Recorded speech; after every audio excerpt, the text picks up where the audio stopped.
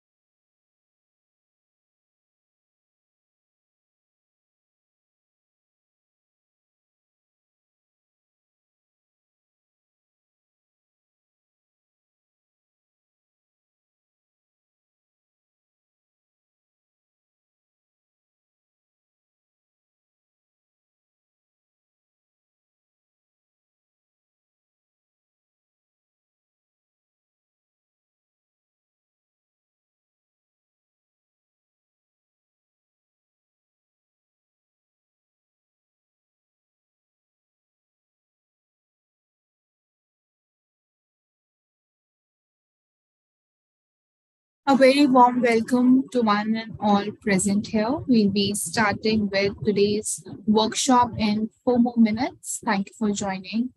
You can introduce yourself in the chat box and let us know about your educational background and your research interests as well. In the meantime, please, thank you.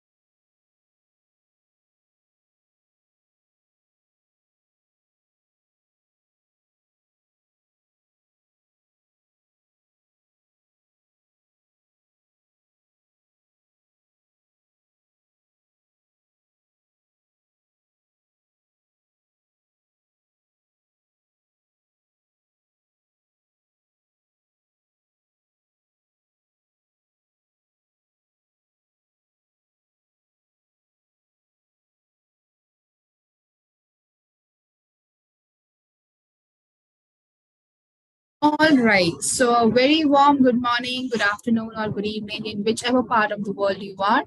I would like to welcome you all to the workshop on metagenomics, targeting human genome microbiome, diet, and supplements. So, as we all know, metagenomics allows us to discover new genes and proteins, or even the complete genomes of non cultivable organisms in less time and with better accuracy than classical microbiology or molecular methods. In today's workshop, we will explore how different types of analysis can be used to understand the microbiome. We will learn to compare microbial composition in different conditions and see how various approaches to metagenomic sequences are used to study bacterial and viral communities. We will do so in the context of several projects taken from high impact publications. So today we are going to cover a few of the topics mentioned here on the slide. We'll discuss about metagenomic sequence analysis and also have a hands-on practical analysis session on metagenomic data analysis with Data2 and Kind pipelines on the T-Bioinfo server.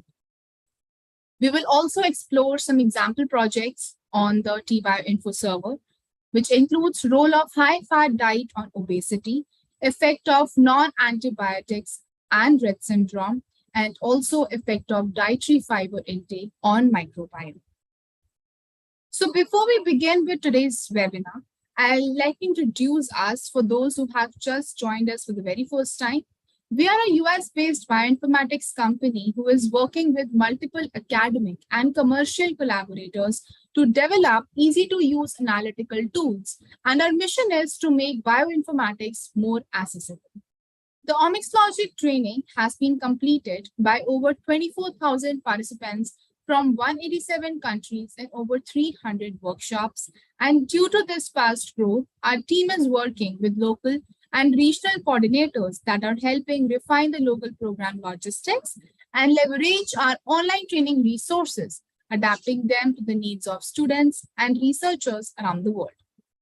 The training has been completed by participants in 6 different specialization tracks, which includes oncology, infectious diseases, precision medicine, neuroscience, data science for biomedical data, and comprehensive training on Omix data analysis.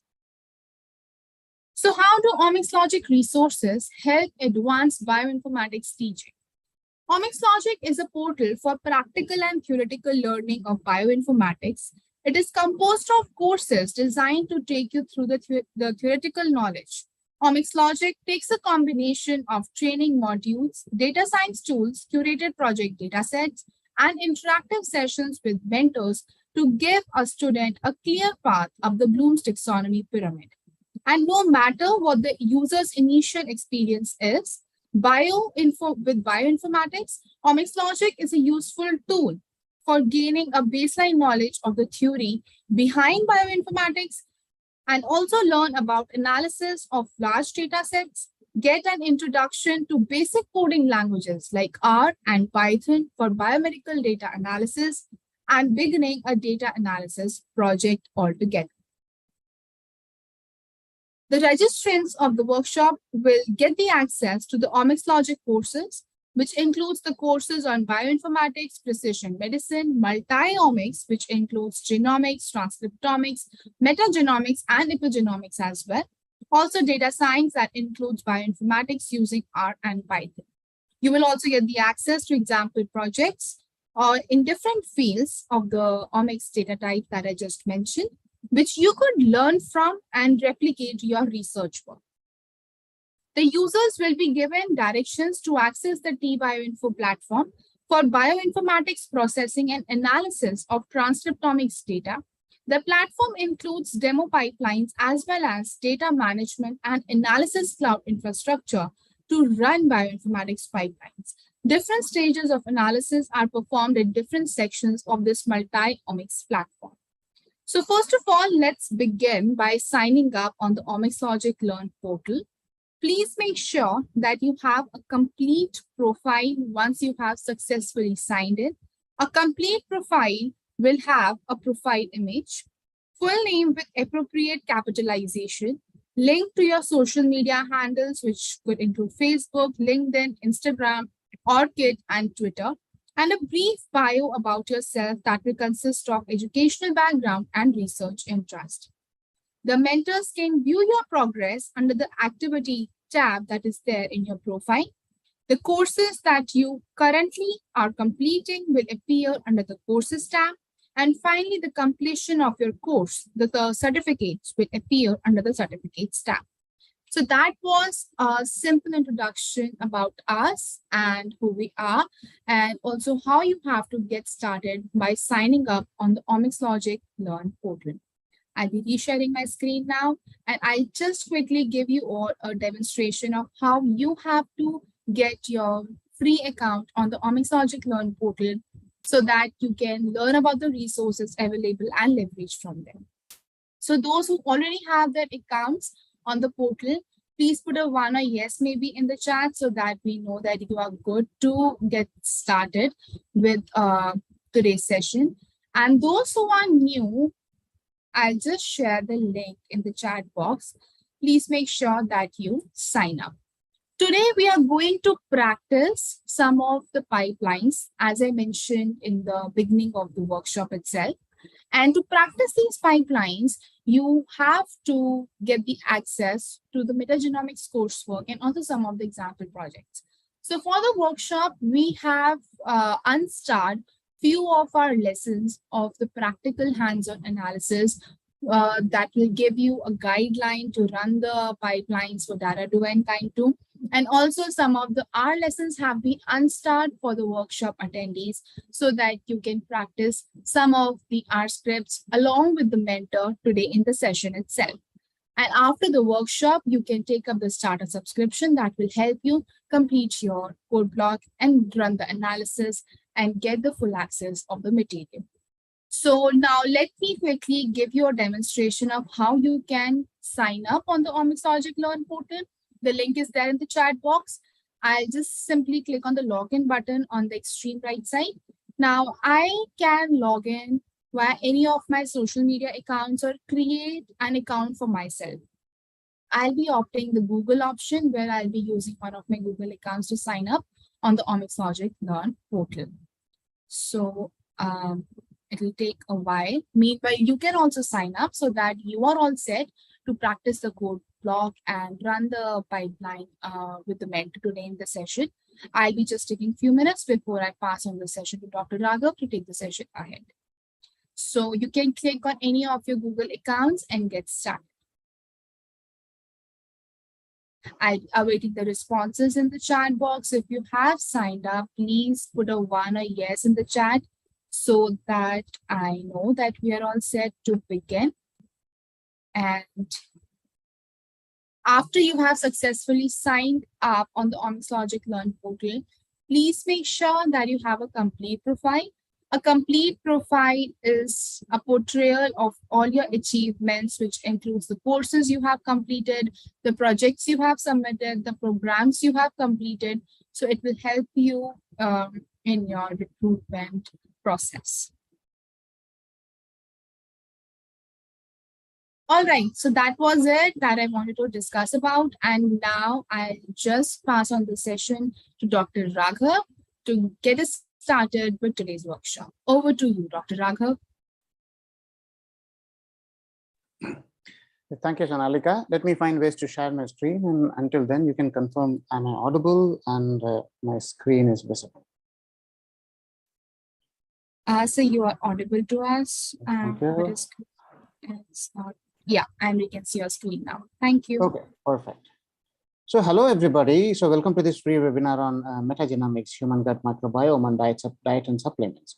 So today we are going to understand how to study microorganisms in their natural environment and how to understand their functional roles in many areas that are related to human health and human diseases.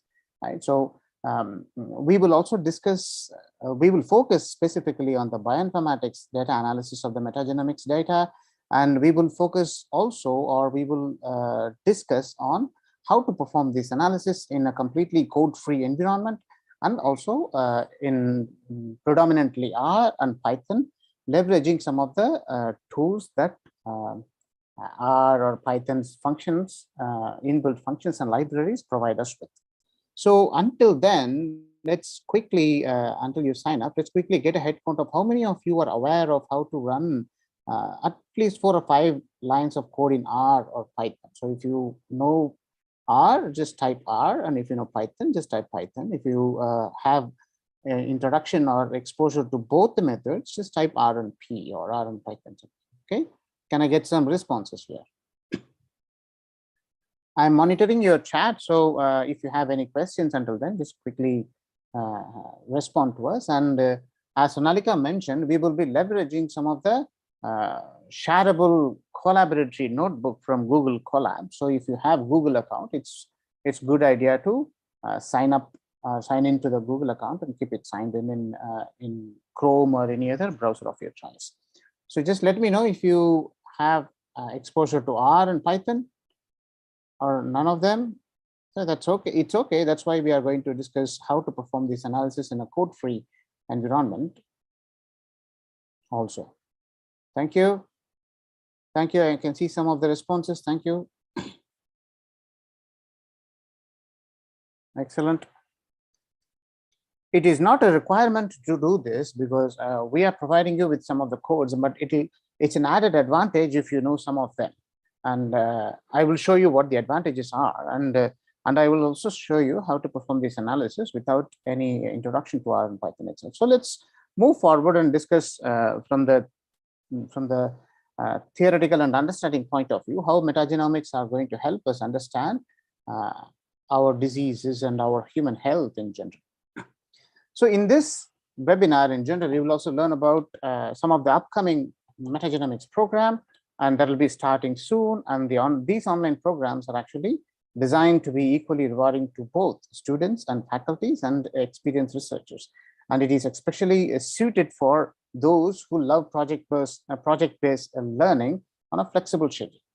This program will actually cover main aspects of metagenomic sequencing, analysis of 16S rRNA sequences, and other aspects of microbiome research using bioinformatics. So at the end of this program, all the participants will be equipped to conduct independent research or group projects, analyzing data from public domain, learning from high-impact biomedical publications that specifically talk about or involve microbiome and microbial analysis, data analysis. So as in all of our training programs, we will also use and leverage online interactive sessions. We will use self-guided study materials that have been carefully prepared and designed with several practical assignments, and you will get some of the introductions to what these practical publication-oriented lessons are. Right? And also we also provide you with 3 streamlined analysis approaches that involve code-free analysis approach and that involve analysis specifically focuses on R and Python independently. So let's start with understanding what is metagenomic sequencing data, right? And before jumping into the analysis of this metagenomic sequencing data, let's generally see how sequencing technology has helped us study microorganisms, and data analysis tools that are developed for metagenomic studies are used to characterize microbiota and help us understand and ask important questions about these microbial communities.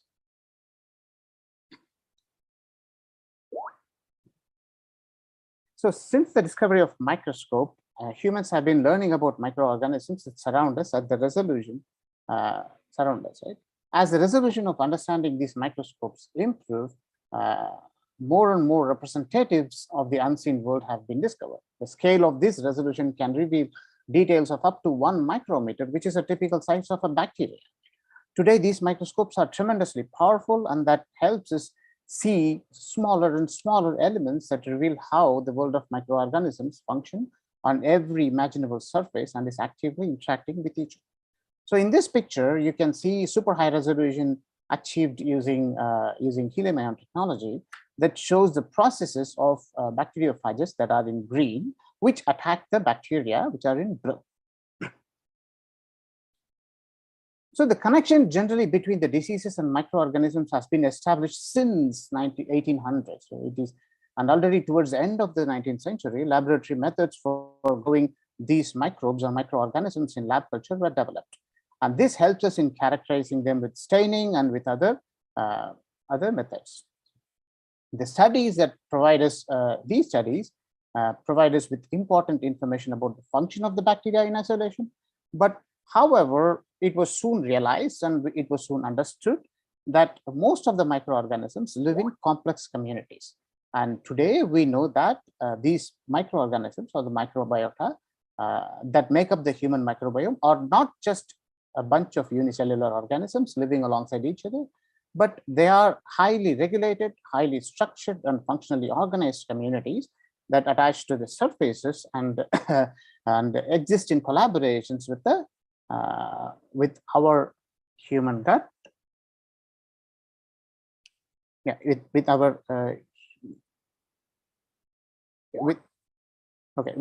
human gut that contribute to the ecological stability.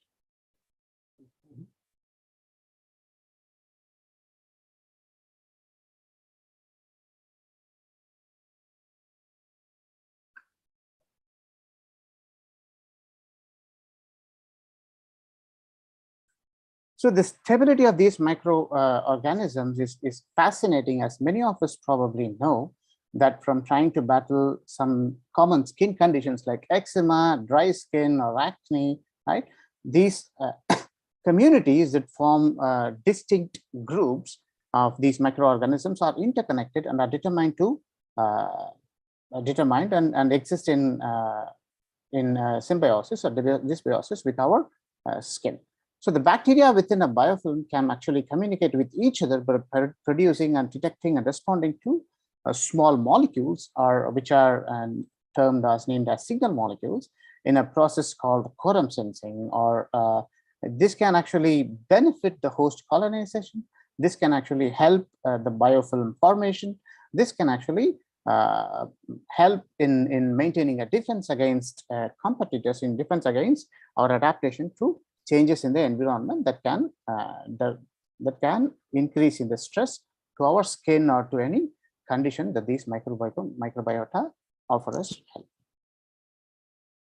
So it is estimated that human microbiota consists of around 10 to the power of 13 or 10 to the power of 14 number of microbial cells, and with around 1:1 ratio of microbial cells to human cells ratio. So these numbers are actually derived from the total bacterial cells in colon only, right? Specifically only the colon, which contains something around 3.8 into 10 power 13 number of bacteria. So this colon or human gut is the organ that harbors most number of microbes or densest microbes we have, right? So, however, each one of these organisms carry extremely important functional properties in genes that contain genomic information.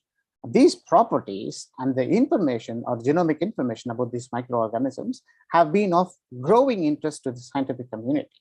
And this has actually produced over 80,000 publications that focuses on the impact of this microbial community and their and human health. Right? Majority of these studies have actually focused on microbiome that exists in the gut or intestinal microbiome. So, however, since the 1900s, the microbiome studies were significantly advanced through such major initiatives like metagenomics of human intestinal tract and human microbiome project, and huge studies around the world have been made possible through advances in metagenomics sequencing. So as a result of these efforts, skin, lung, gut, even brain microbiota is starting to be characterized and beginning to be related and beginning to make relevant relations and relevant understanding to the human disease and different conditions. So we have several of these projects that involve understanding the effect of microbial population in the respective diseases, and we have specific projects like Alzheimer's Gut Microbiome project, which involves studying the effect of dysbiosis and symbiosis, which is just a difference in the number or the abundance of microbial population compared to the normal and healthy subjects or healthy persons, and their effect in the onset, early onset, or the development or progression of Alzheimer's disease. And some of the generalized repositories like American Gut Project and NIH Human Microbiome Project involve understanding the microbial population of several people, and which will help us generally in the comparative analysis of microbial abundance across the different population and different ethnicity, different groups that we can try to understand. So today we know that the endogenous human microbial communities contribute to critical metabolic, physiological, and immunological functions that include differentiation and maturation of the immune system, that will include digestion and food digestion and energy generation and the nutrition in general. And this will also include a metabolic regulation and control of the fat storage generally. And this will also include processing and detoxification of some of the harmful environmental chemicals. And we already spoke about maintenance of skin and mucosa barrier function, which acts as a protective film. And this also includes development and regulation of the immune system and fine-tuning of the immune system's reaction pattern to several of the pro-inflammatory and anti-inflammatory signals. This also includes prevention and invasion, prevention of invasion and growth of disease-promoting microorganisms, and by offering colonization resistance against these microorganisms from the beneficial microbes that live in our human cells, among the human cells. So many of these questions are being answered using the next generation sequencing techniques, as well as the mass spectroscopy approaches for understanding specifically proteomics and metabolomics of the samples. So in this specific context, we wanted to understand how metagenomics, which refers to both the research technique and research field, can be defined or can be beneficial in understanding or in studying the microbial DNA from different environmental communities. So metagenomics tools enable population analysis of some of the microbes which are unculturable. That is where we have tremendous advantages of next generation sequencing based or genomics based approaches to study previously unknown microbes or previously uncharacterized microbes so far. So this is very, very important, as we know only around 1 to 2% of bacteria can be cultured in the laboratory, right? And the ability to identify microbes, as we spoke about, without a prior knowledge is what prior knowledge of what actually we have it in the sample or what actually the sample contains is actually enabling us to understand or enabling us to new disciplines like microbial ecology or virology, microbiology in general, environmental science and biomedical research, etc., etc. The sequencing-based examination of the metagenome actually has become extremely powerful tool for generating new and novel hypotheses that involves the connecting microbial population to several of the disease states that we already briefly touched upon. So metagenomic sequencing can be applied to the environmental culture-free sequencing to study population, as well as detailed extraction of the genomic variation and its expression of microorganisms after culturing in the lab, and oftentimes such as these techniques are actually combined to produce.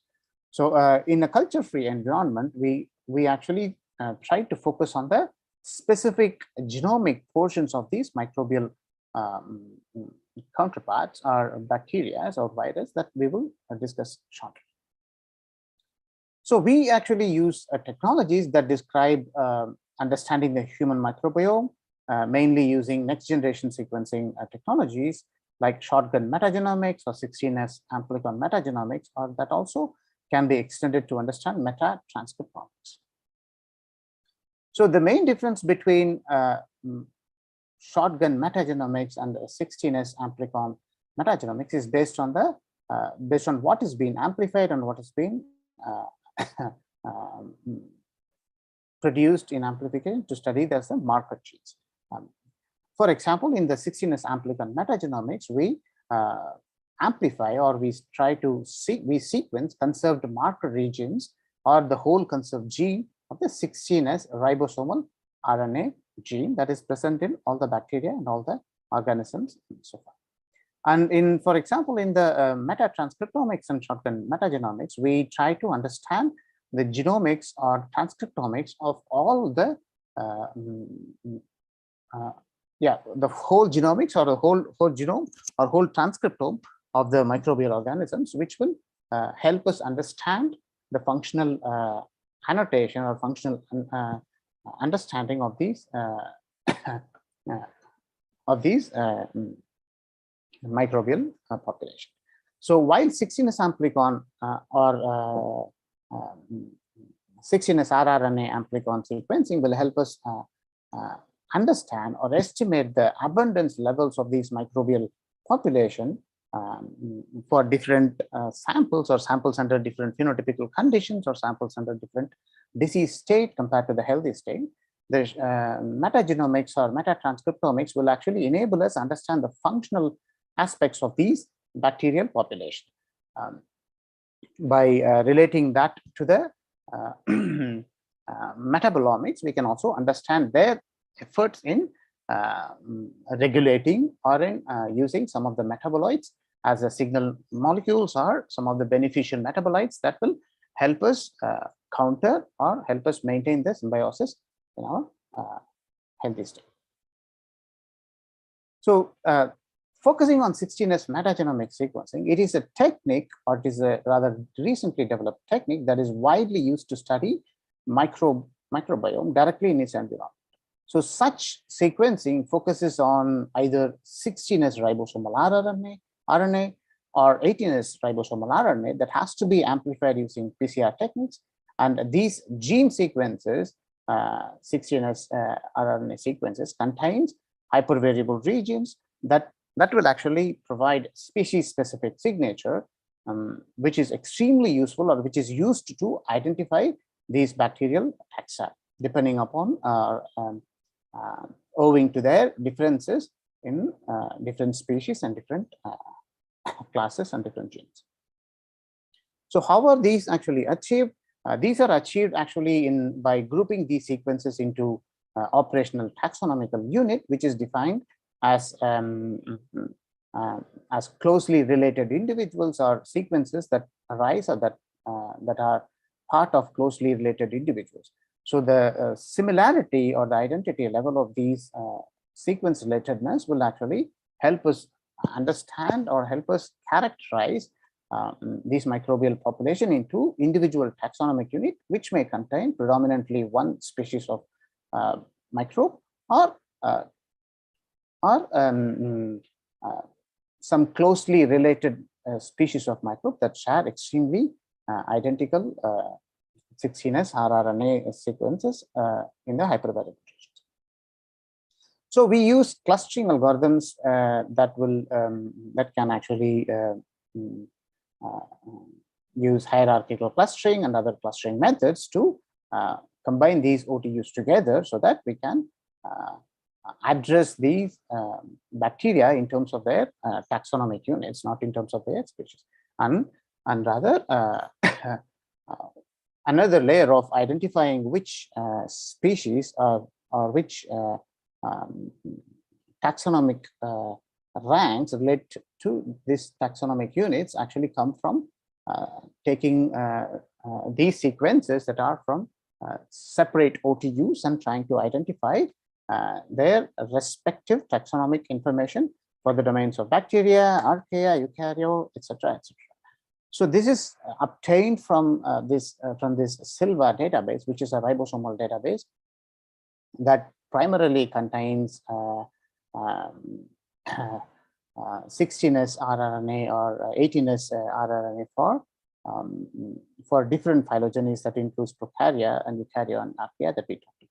So the taxonomic rank information for these taxonomic units will actually be identified from this database, and by comparing this database with the OTUs that we characterize from our sequencing data, we can actually relate that to which genus or which phyla or which class of bacteria or microbe that are prevalent in specific set of samples compared to the healthy or normal samples. So so far we have been discussing generally about understanding or how to use NGS sequencing for the abundance calculation of gut microbiome generally, but gut is not the only place where microbial community live, right? There are specific microbiomes that coexist with their host, and these are all extremely vital for our health, and they include areas like skin that we spoke about. They include areas in colon, stomach, even lung and brain that we also spoke about. So the studies that offer important insights into how these microbial communities function and how these microbial composition are linked to different host conditions are the one that are extremely useful in understanding their contribution to tackling different diseases. So this is an example from the Silva tree viewer, which you can explore for understanding how different groups or how different taxonomic ranks of these database, taxonomic ranks of this microbial population is actually organized into a tree of life or into a tree. Since this predominantly or this only uses 16S rRNA sequences, and we can actually see which microbes or which ones are extremely close and which ones are really far away.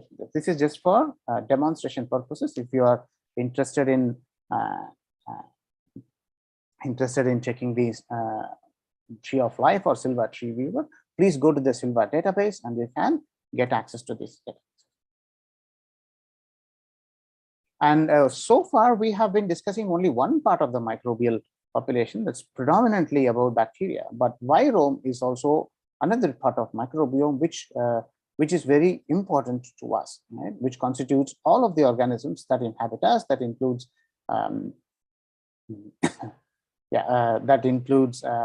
viruses that may be harmful for us. Right? The generally more and more focus has been showered, or more and more studies are focused only on the bacteriome, if we can say that, as understanding how they are beneficial to us. But generally the effect of virome in mammalian physiology or diseases is not very well explored, or is something to be explored as it. So some of the publication, or this specific publication actually mentions the number of viruses that is present inside a human microbiome or present among the human microbiome may be tenfold higher than what has been estimated before. So human feces alone contains something around 10 to the power 8 viruses per gram. So our knowledge in understanding the effect of mammalian virome has to be continuously updated, and we must also focus on understanding the viromes and their effect in either maintaining the symbiosis or dysbiosis of this microbial population should be studied in detail.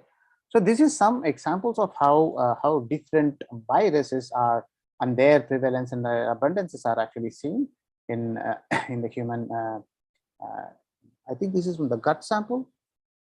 Yes, this is from the gut sample. So you can see that so many of these viruses are actually highly prevalent and highly abundant in the samples, even though they are from the samples that are generally healthy individuals and individuals who are not suffering from any specific diseases. Again, a snapshot of, again, a snapshot of how different projects and how different repositories are actually helping us understand their connection between microbial population and human diseases. So, to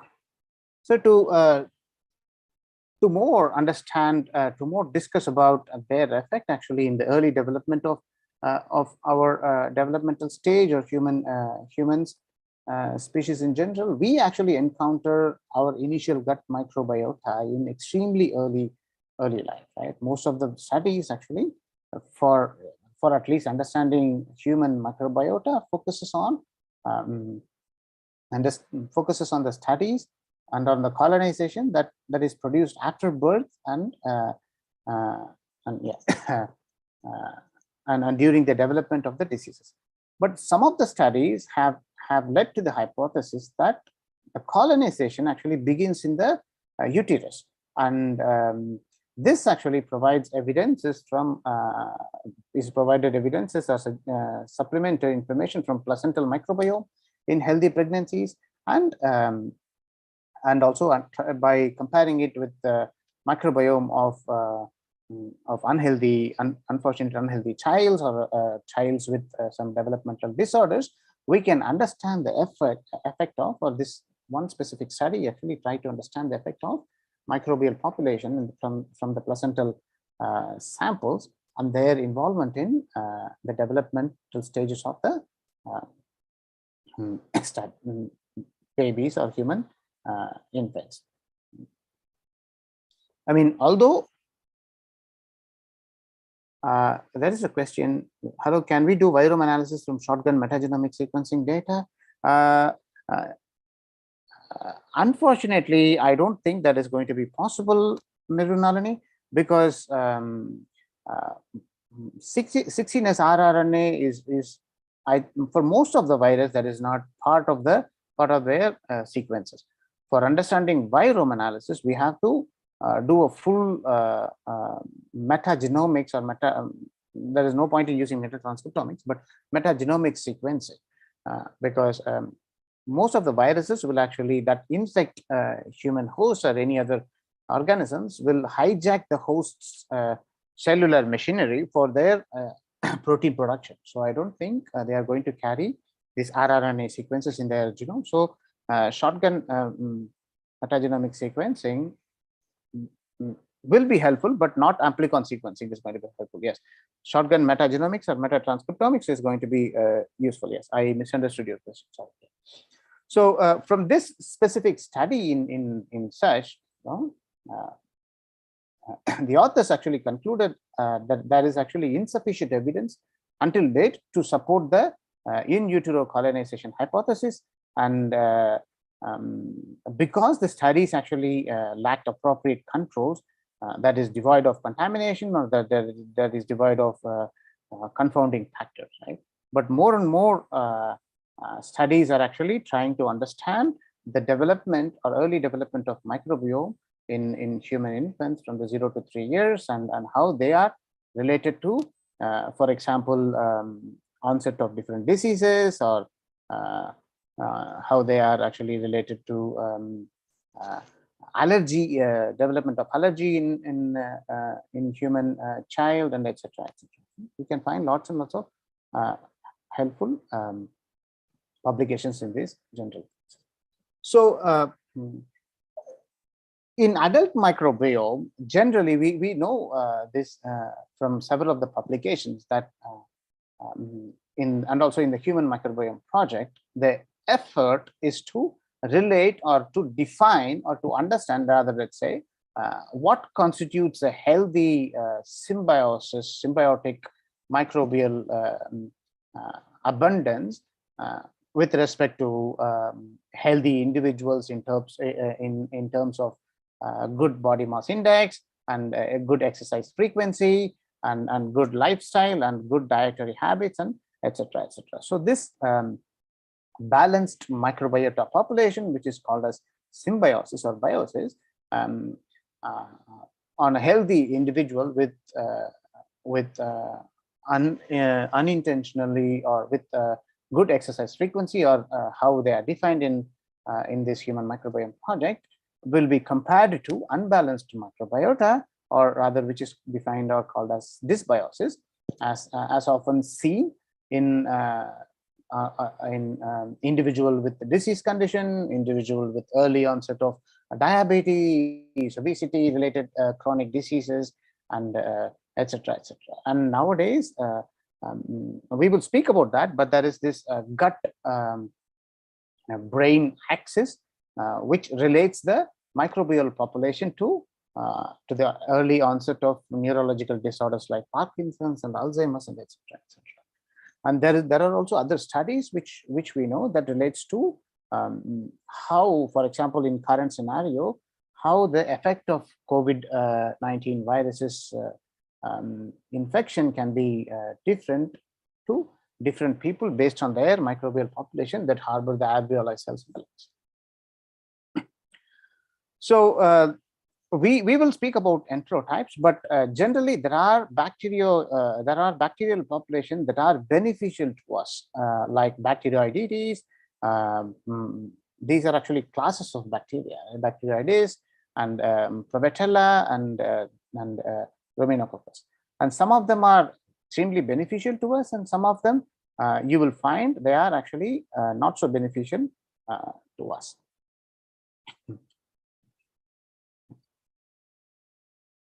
So what is often underappreciated in several of these conditions is, I have another question. Let's take that and move forward. What's the effect of COVID-19 infected mother to their baby inside? That I don't know, Mushtaq. Maybe that is not a specific area of study, but we can find out if such a study has been done, because the sample size of trying to find a COVID-19 infected mother and her influence on the baby inside the uterus is actually very difficult to obtain. So I don't think such a study actually exists. So I was talking about generally the development of microbial population or microbiome in a baby, which can actually derive their sources from placental origin from their mother. And there are a couple of studies that does that, right? And I was referring to that. So yeah, so there are, for example, many programs that are designed around cancer to study the role of viruses that pose a tremendous risk to cancer development and complicate the treatment of cancer in general, right? For example, this EBV virus, which is called as human gamma herpes virus, is one of the most common viruses in human, right? It is best known as a cause of the glandular fever, or also mononucleosis, right? So it is also associated with various non-malignant and pre-malignant lymphomas and some malignancies in gastric cancer and in head and neck cancers, and etc. Right? And these diseases or these cancers are also associated with viruses like HIV and another viruses like leukoplakia, and these viruses actually might affect the central nervous systems in the lymphoma. So these viruses are also associated in the childhood disorders of some ataxial disorders and some specific disorders like Alice in Wonderland syndrome, and there are also some evidences on higher risk developing higher risks for certain infants developing specific autoimmune diseases like systemic lupus erythematosus and rheumatoid arthritis and sclerosis and etc. Right? So these there are about something around 200,000 cancer cases per year that can be attributed to this specific Epstein-Barr viruses or EB. So as we discussed earlier, the effect of Virum and their contribution in creating a dysbiosis in our body should not be counted down or should not be ignored. So these are some of the generalized applications and applications of metagenomics data, and this is specifically for you to get an introduction to what are the different areas metagenomics is generally being applied to, and what is the data that is actually produced to study these specific conditions. Right? For all of these conditions, as we discussed in one or two slides earlier, the main data that is actually produced is the next generation sequencing data that focuses either on the 16S ribosomal RNA gene as such, which is around, somebody can give the length of the gene, which is around 1,000 something, 200 nucleotides. Yeah, and sometimes there are, most of the times, when studying large number of samples, a specific hypervariable regions like V3, V4, and other variable regions are actually focused for these. Yeah, are actually focused. Yes, thank you, Chaudhary. It's 1.5 kb. Yeah. So they're actually made to focus, which is termed as Amplicon sequencing, because they are amplifying only certain regions or certain hypervariable regions of the rRNA genes gene in specific. But as other questions actually came from the RNA generation, right, to understand some of the microbiome which is not characterized as per 16S rRNA gene, right? Sometimes these are not part of the SILVA database, or sometimes these could be from extremely rare cases like samples from really from high toxic environmental samples, and samples that are not generally being studied from plant samples and etc. So for these shotgun metagenomic sequencing data, which sequences the whole of the genome of all the microbial population involved, microbiome involved, will be very, very helpful. And that is not, in addition to understanding the abundance level in such samples, we can also try to relate these samples or these microbiota to their functional importance in maintaining the symbiosis, or in their effort in understanding the effect and also importance of certain metabolites that they act upon. So if you have any questions until now, and this is a good time to ask before we move on to some of the demonstration slides, where I will be demonstrating or where I will be showcasing what are the different resources that we have in Omixlogic platform that will help you in understanding or in performing these studies. Yes, Zara, any free cloud service for large files of microbial studies? I am not very sure about free cloud service. Any cloud service that is going to help you in understanding such analysis of large files of NGS oriented data, next generation sequencing data, is not going to be free. And even if they are going to be free, then they are going to be there's going to be a lot of restriction in them, and you have to wait for sufficient resources to come up so that you can perform your analysis. So you cannot wait for 6 months to perform one data analysis. So I'm not very familiar about free cloud services, but there are services. So if you if you want, you can actually take a look at how about Bioinfo platform. So we, as Analika mentioned, offer you several of these analysis methods in code-free environment, also code-oriented environment, also if you are confident in coding, etc. So okay, let's move forward for some practical examples, right? So let's skip these slides and go straight to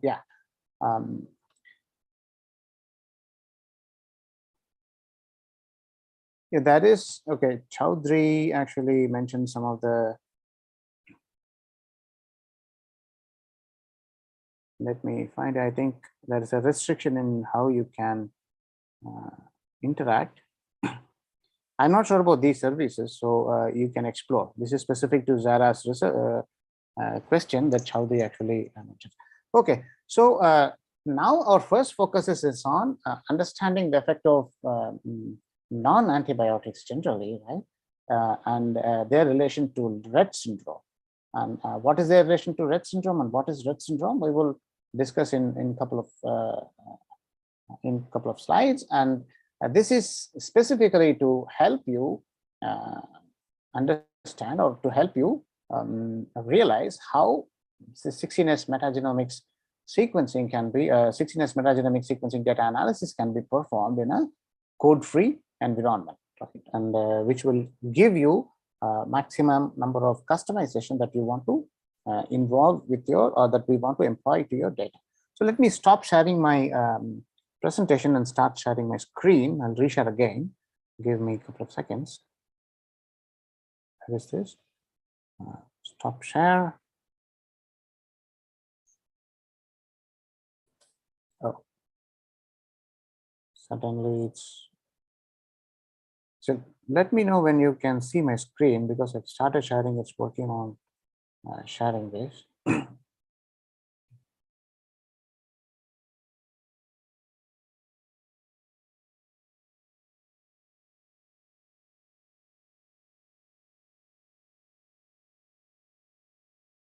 Where is this? Okay, it failed.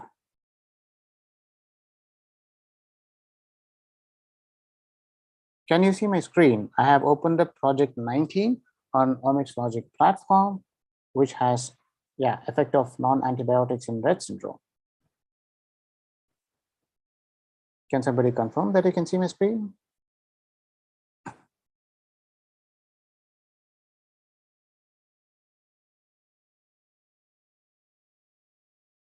Yes, sir, it's visible.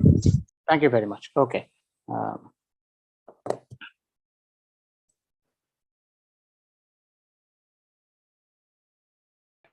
In this specific example project, right, we will actually learn about, first we will actually discuss how some of the drugs which are not targeting bacterial population may also end up affecting the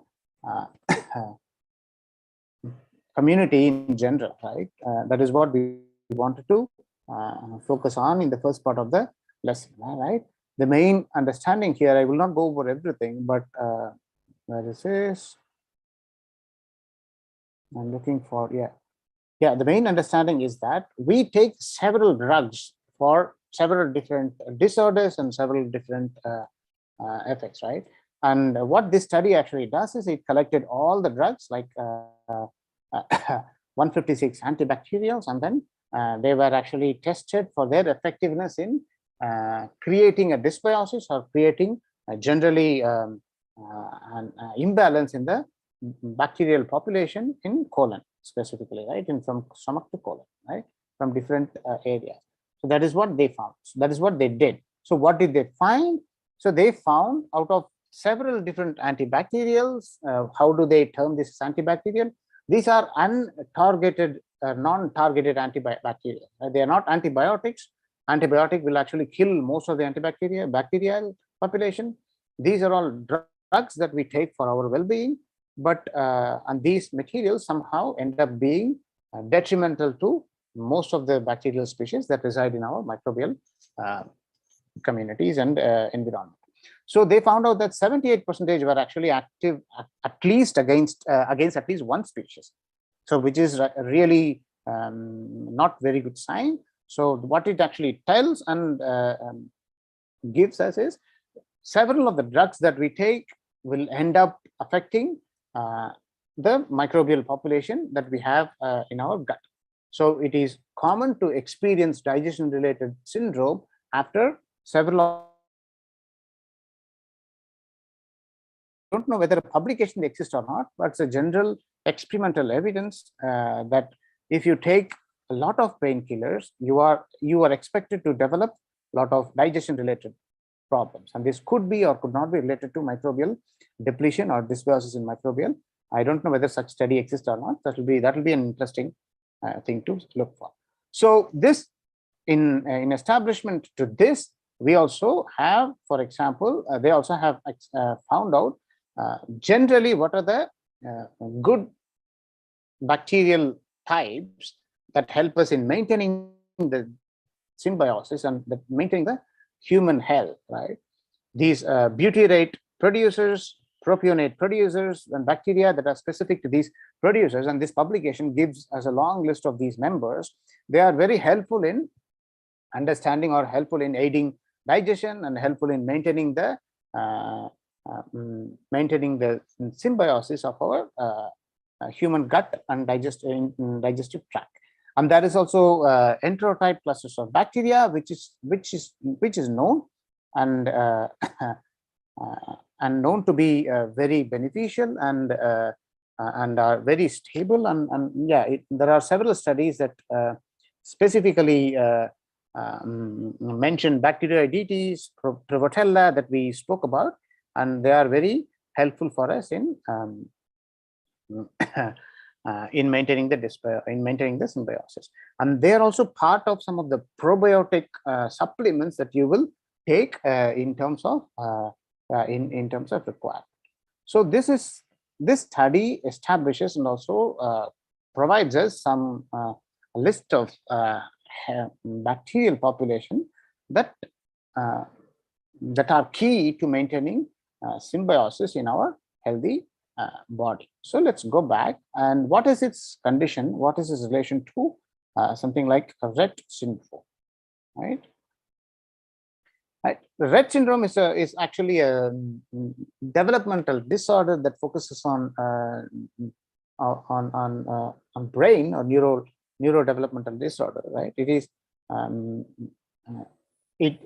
early onset of these disorders in babies are really very difficult to counter, and several relationships and several studies focuses on this syndrome have actually led to understanding of specific mutation and specific expression patterns of, for example, genes like MECP2 or MECP1 and several isoforms of these genes, right? But other results also relate to microbial dysbiosis of Rett syndrome patients compared to normal patients. So this led to another study which focuses on understanding the metagenomics or understanding the microbial abundance of Rett syndrome patients compared to normal patients. So in this specific study, right, they actually found, or they actually sequenced fecal microbial population, and also they sequenced and they characterized microbial metabolites of Rett patients, RTT patients under unrestricted diet, right? and how they interact, or what are the dominant phyla or family that are identified from these patients.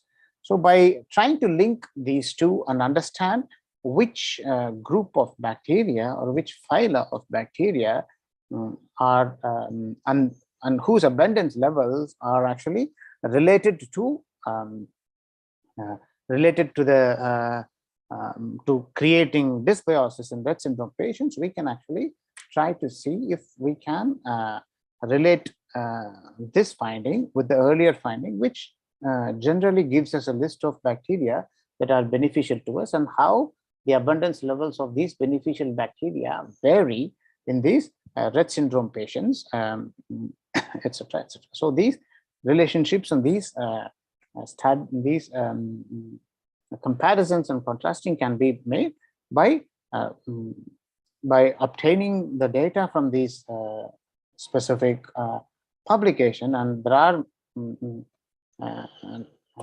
lessons in the course, Metagenomics course, which focuses on how to obtain these data from publicly available resources. So this will follow this project also.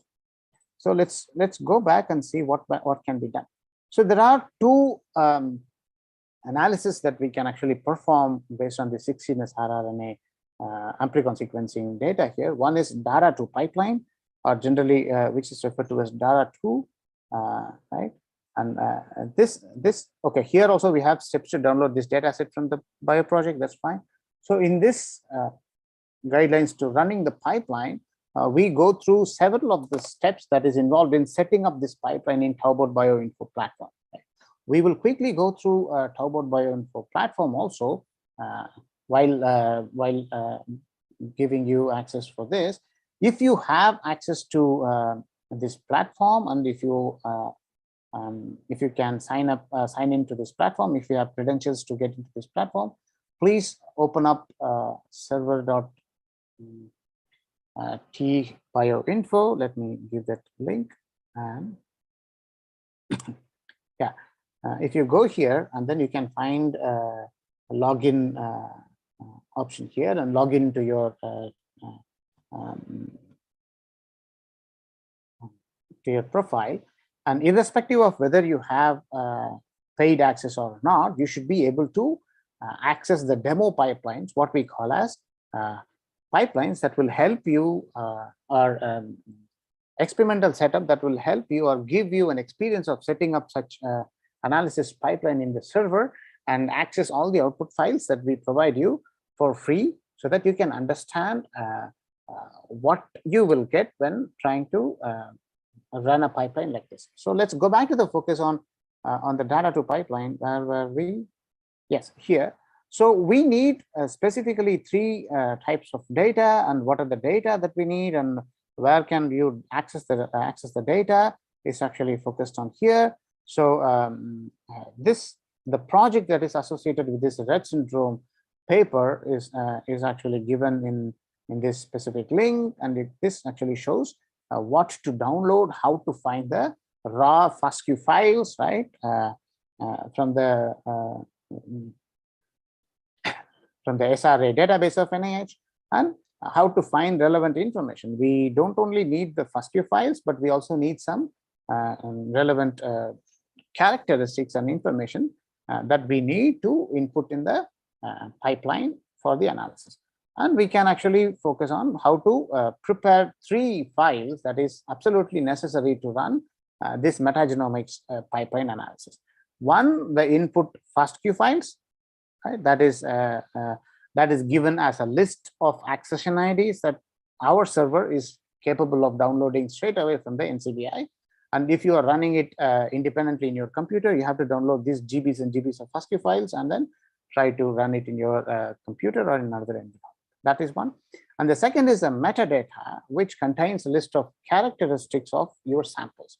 Right? Most often, our samples will be, the sequencing of our samples will be performed under different conditions and different characteristics for the samples. The samples can be characterized based on, for example, as you can see here, for example, where is it?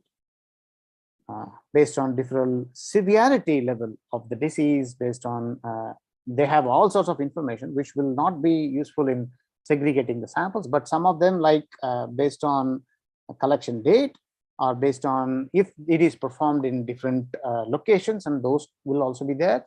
And if it is, for example, performed for different phenotypical conditions or disease state, that is the information that we need to take from this metadata and put it into a metadata file, right? That file actually gives a list of what are the samples and what are the different conditions that we need to relate to those samples, right? These samples have healthy control compared to Rett syndrome patients, and they are organized as this. Host disease is the column that gives us access to this specific biological condition from this metadata information. So these two files that we definitely need, not the two. I mean, for the other one, we need the barcode, but only for the data to pipeline, we need only these two. Okay, with these two, we need it. And the next, we have guidelines to run the pipeline. You upload these files, right? Both these files, and then start preparing this pipeline. There are instructions to what to find in which area of these bio project, and for example, we need the read length of the FASTQ files, and based on which the pipeline determines the overlapping levels of the OTUs, right? Forward and reverse reads of the OTUs that is needed, and we need under what condition we are going to study, for example, the abundance level. So we have our samples separated based on the disease state that we actually just discussed, and we have to focus on mentioning that we want to study the diseased state of the samples and the population, microbial population differences owing to the different disease state that we have to see. Right. Once you set up this pipeline, let's go through the experience of setting up this pipeline. How many of you have this access? And if you have this access to server tbioinfo, as I mentioned, please log in and you can follow along with me how to set this analysis up. Or is it available to most of you? Can I get some answers? If you do not have access right now, for those who don't have access right now, I think you will get, you can sign up, those who have signed up in the Learn Omixlogic portal, then you will get access within 24 hours and you can perform these analysis as I have described here or after. Also, you can also get access to the recording of this lecture and follow along with me. So what I wanted to showcase is under the metagenomics section, right, we have options to perform the general metagenomics, shotgun metagenomics analysis, and we have options to perform Amplicon sequencing analysis and an analysis using kind also, right? So under this Amplicon sequencing, we want to, we don't have that here. Okay, we don't have the Rett syndrome project here for some reasons. If okay, I don't think we have Rett syndrome project here. Sonalika is here; she can help me out. We don't have Rett syndrome projects in data too, Sonalika. That's okay.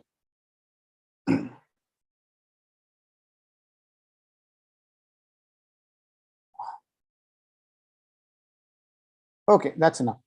We can see that. Okay. Can I? Yeah. Okay.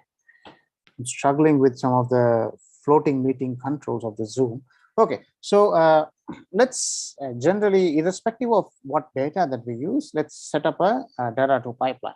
The aim is to give you introduction to how this pipeline can be set up and what can you access from here. So this is how a pipeline for Amplicon sequencing using data to analysis will look like, right? This is called a demo pipeline because we have actually uploaded all the necessary input files, and you will get an experience of setting up this pipeline from the start to the end as suggested by the suggestions that is being highlighted. So first you have to start with the start. So obviously when you are setting up this analysis by yourself, you will not start with the start button.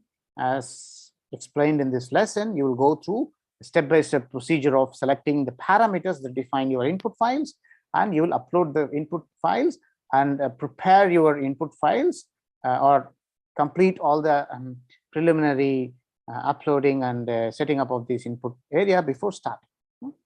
Let's assume that we have done that and we have actually done it, and let's go. You start with that, and then we go to filtering of our reads based on quality control that, yeah, which will actually eliminate some of the reads which does not find its partner, and some of the reads which will not overlap with the specific read length that we actually mentioned under these, under the base length. So these are all different parameters that will help us eliminate some of the reads which are not going to be very informative. Right?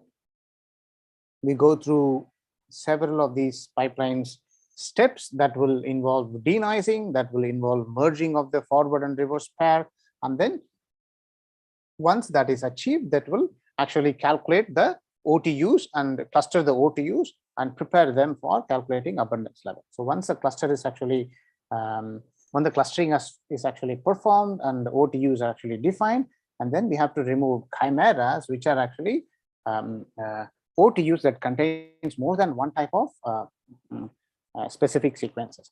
And then after cleaning up your data, the next step is to relate that or to assign taxonomy to all of these OTUs based on their based on the read sequences or based on the sequences that has been done, based on the sequences that you find in your FASTQ file. So after these, what happened suddenly? Yeah.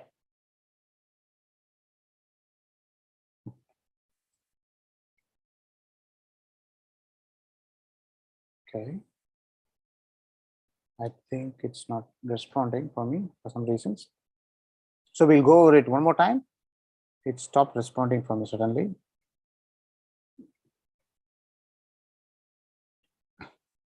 So we go over this again. So this is a pipeline. You have to perform some of these analysis in such a pipeline, which will convert your FASTQ files, which are unstructured digital data, biological data, into structured tables, right? The table that you get, yeah, exactly. So after assigning pipeline, we have to estimate the phylogeny of these OTUs, which is required for calculating some of the diversity incidences or instances of your samples, and then we can go for phyloseq analysis. We will discuss more about what phyloseq is. No volume. Am I not audible to you? Can anybody confirm?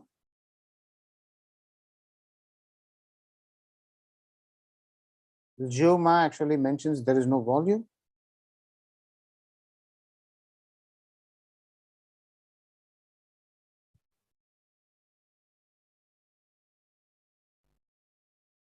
Can somebody confirm am I audible?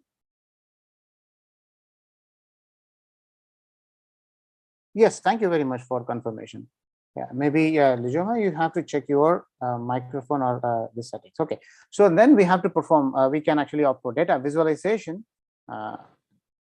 which I will demonstrate shortly, and then we can end the pipeline. Yeah. So at the end of pipeline, what we actually get is we will actually successfully manage to take the FASTQ files, which are digital data of our biological sample, but in unstructured format. Why in unstructured format? Because they are just a bunch of reads in sequences and organized as several files, right? We cannot perform any statistical analysis on that before converting that into some sort of table or some sort of list. So this is what the pipeline does, that exactly. It takes those unstructured data and then converts that into a structured data where we have actually identified operational taxonomic units and their taxonomical associations, and also the abundance levels of these different taxons or OTQs present in our samples at for our samples for different at the different levels. So we have the abundance levels here for different samples and different OTUs mentioned in the rows, and samples are in the columns. So this is a structured data. We can take this structured data and perform several statistical analysis based on which we can understand the samples and their differences. So what are these analyses that we can perform? So some of the results of this analysis is actually given here. We can, for instance, perform, do we have that information here? We can perform come down results, yes. Yes, so we can perform visualization in terms of PCA plots, right? We can perform principal component analysis to see how samples from Rett syndrome and how samples from healthy control differ in terms of in terms of principal components that is calculated from our data, and we can take this in the interactive 3D principal components also, PCA plot also. All of this you will get access here. So this is plot 2D and plot 3D are the PCA 2D and 3D. And then another result that we will get is taxonomical abundance bar plot. This is what you will mostly associate with many of the metagenomics research papers that you will see. If you see, if you read any of the metagenomics research paper, this or rather proportionate abundance bar plot is the plot that you will find in many of these associated resources. With the help of interactive platform like Plotly, we can actually get some interactiveness to our data, and this is actually implemented in this taxonomical abundance bar plot or relative abundance of these taxa. If you click that, it is going to open another tab, and the same bar plot is going to load up here. You can try that when you have chance. I'm not going to do that. It's going to take a while, and since I'm presenting and sharing the screen, is going, yes, okay, it's already here. This is for a different data. That is why I'm not focused on this. So let's go back to the data that we are currently discussing. Yeah. So here we can see some of our associations of the samples and their difference in the abundance level that you can see. So in addition to this, what can you get, right? These are all the interactive outputs that you will get from the data to pipeline that we have. And in addition to this, this pipeline will also give you a list of pipeline output files, which you can download. And there are some plots like plots in the PDF format that will help you understand the diversity measure in terms of cow or chow in terms of Shannon diversity measures, right? Generally, it is going to help you find patterns of diversity levels inside samples. Alpha diversity is a diversity level that you measure inside each and every sample. So inside, for example, these different samples, what is the absolute number of diversity, which is given in the Shannon, and what is the relative number of relative diversity level index or diversity number for different microbial population, which is given by Chow. So you can see that, take this and see if there is any pattern that is evolving or that is emerging from these that will differentiate these red dots from the green dots, so that we can try to understand the diversity and its effect in and its impact in the diseased state generally. So this, in addition to this, you will also get, for example,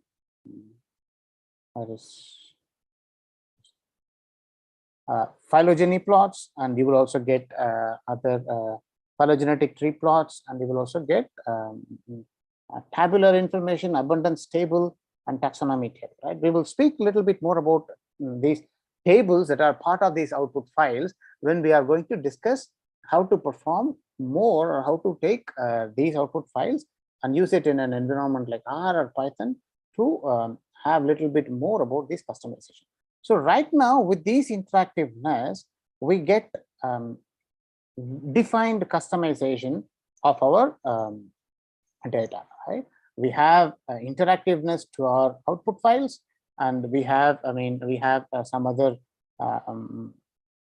picture output or image output, which you can try to take it and try to interpret in terms of the disease relation. And we can try to see the abundance level of this, several different taxa. I think this is under class. Yeah, this is under class level of abundance, and their abundance level, you can see that. And I can see some emerging trends. Like for some of them, we have these bacteroidetes at a higher number. So for some of them, we have these bacteroidetes at a lower number. So you can relate that to the diseased state or the healthy state of the samples and understand. So this is what data to pipeline offers you. But we don't stop right here. So this gives you one layer of understanding your metagenomics data, and also with provided with several interactiveness that will help you generally in understanding the patterns in your data related to the diseased state or healthy state. But we also have another pipeline, KIME2 pipeline, which uses the advantages of KIME2 algorithm. Basically, this KIME algorithm is a wrapper around the data2 algorithm. So it takes a lot of this output from the data2 analysis and then gives you a way to visualize these output files when they are specially organized as KIME object, right, or KIME encapsulated data. So we will see about that also, KIME encapsulated data, and how this is actually implemented in the server bioinformatics. So by using KIME2 analysis, we have a couple of advantages. So one of the, the setup and the input file follows exactly the same, right? And but the processing or the pipeline actually differs in setting up what needs to be done. Let's go over the pipeline one more time here. So if you go to the Harvard Bioinfo platform, while running the pipeline, I'll tell you what are the advantages KIME actually provides. We were talking about that. If you come down to Metagenomics KIME 2, and here in the demo Rett syndrome, you will see that. Quickly check if the chat is fine. Yeah. So here also we have uploaded all the necessary input files, and for KIME, I think you need and the metadata and also the input these files. And leave these two only required. Yes, these two files, and let's start setting up the pipeline. Again, all the input files are uploaded and it is ready to set up, and we start. And at each and every step, you get a preview or you get a short description of what this specific stage of this analysis is actually doing, right? One of the advantages that actually KIME produces or KIME gives you is to define what they call as, in addition to operational taxonomic unit, they call as Amplicon sequence variants, right? OSVs, which is not limited to 97% or 99% of this, but you can extend that to 100% of sequence identity, and then have higher resolution of your data that can discriminate between several classes. If you have if you have performed sequencing with very high depth, then you can take these increased definition of what several Amplicon variants actually consist of, or taxonomic unit actually consist of, right? This will take these input files and perform a data to analysis, and then again they will go through Silva classification of your sequencing to associate these OTUs with the taxons or taxonomies, and then it will go ahead to remove some unwanted taxonomy, like some of them which are not defined in the Silva, or some of them which have more than one type of sequences there, and we have to remove them.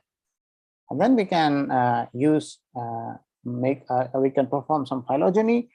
Perform phylogenetical analysis is actually very important for calculating, for estimating some of the distances that will help us in estimating or in actually calculating the beta diversity of our population, right? That is why phylogeny is actually required. It's a required step.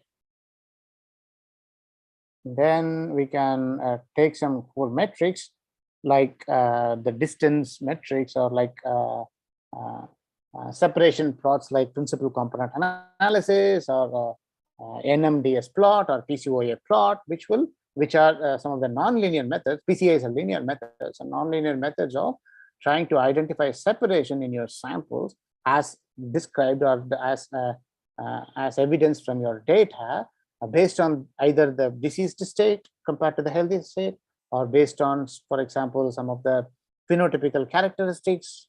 Most of the time it is based on the condition under which the sample is extracted, etc., right? But we can see if our data is successful enough in separating or identifying the separation in the sample that is reflected here. And then we also perform rarefaction analysis. If you have this, okay, we have this graph, that's good.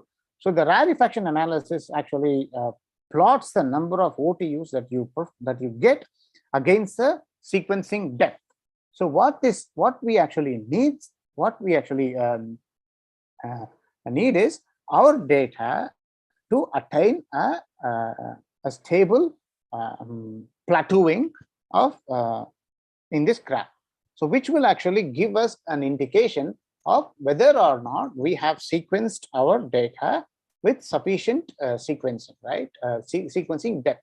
So if you have a data like this, we have insufficient sequencing depth or insufficient number of reads to describe the diversity, as some of the OTUs are not actually emerging based on what we are actually sequencing. So this is also very important. So we can get the rarefaction analysis done And based on this analysis, we can define, or we can actually make some of the changes to our sequencing effects, right?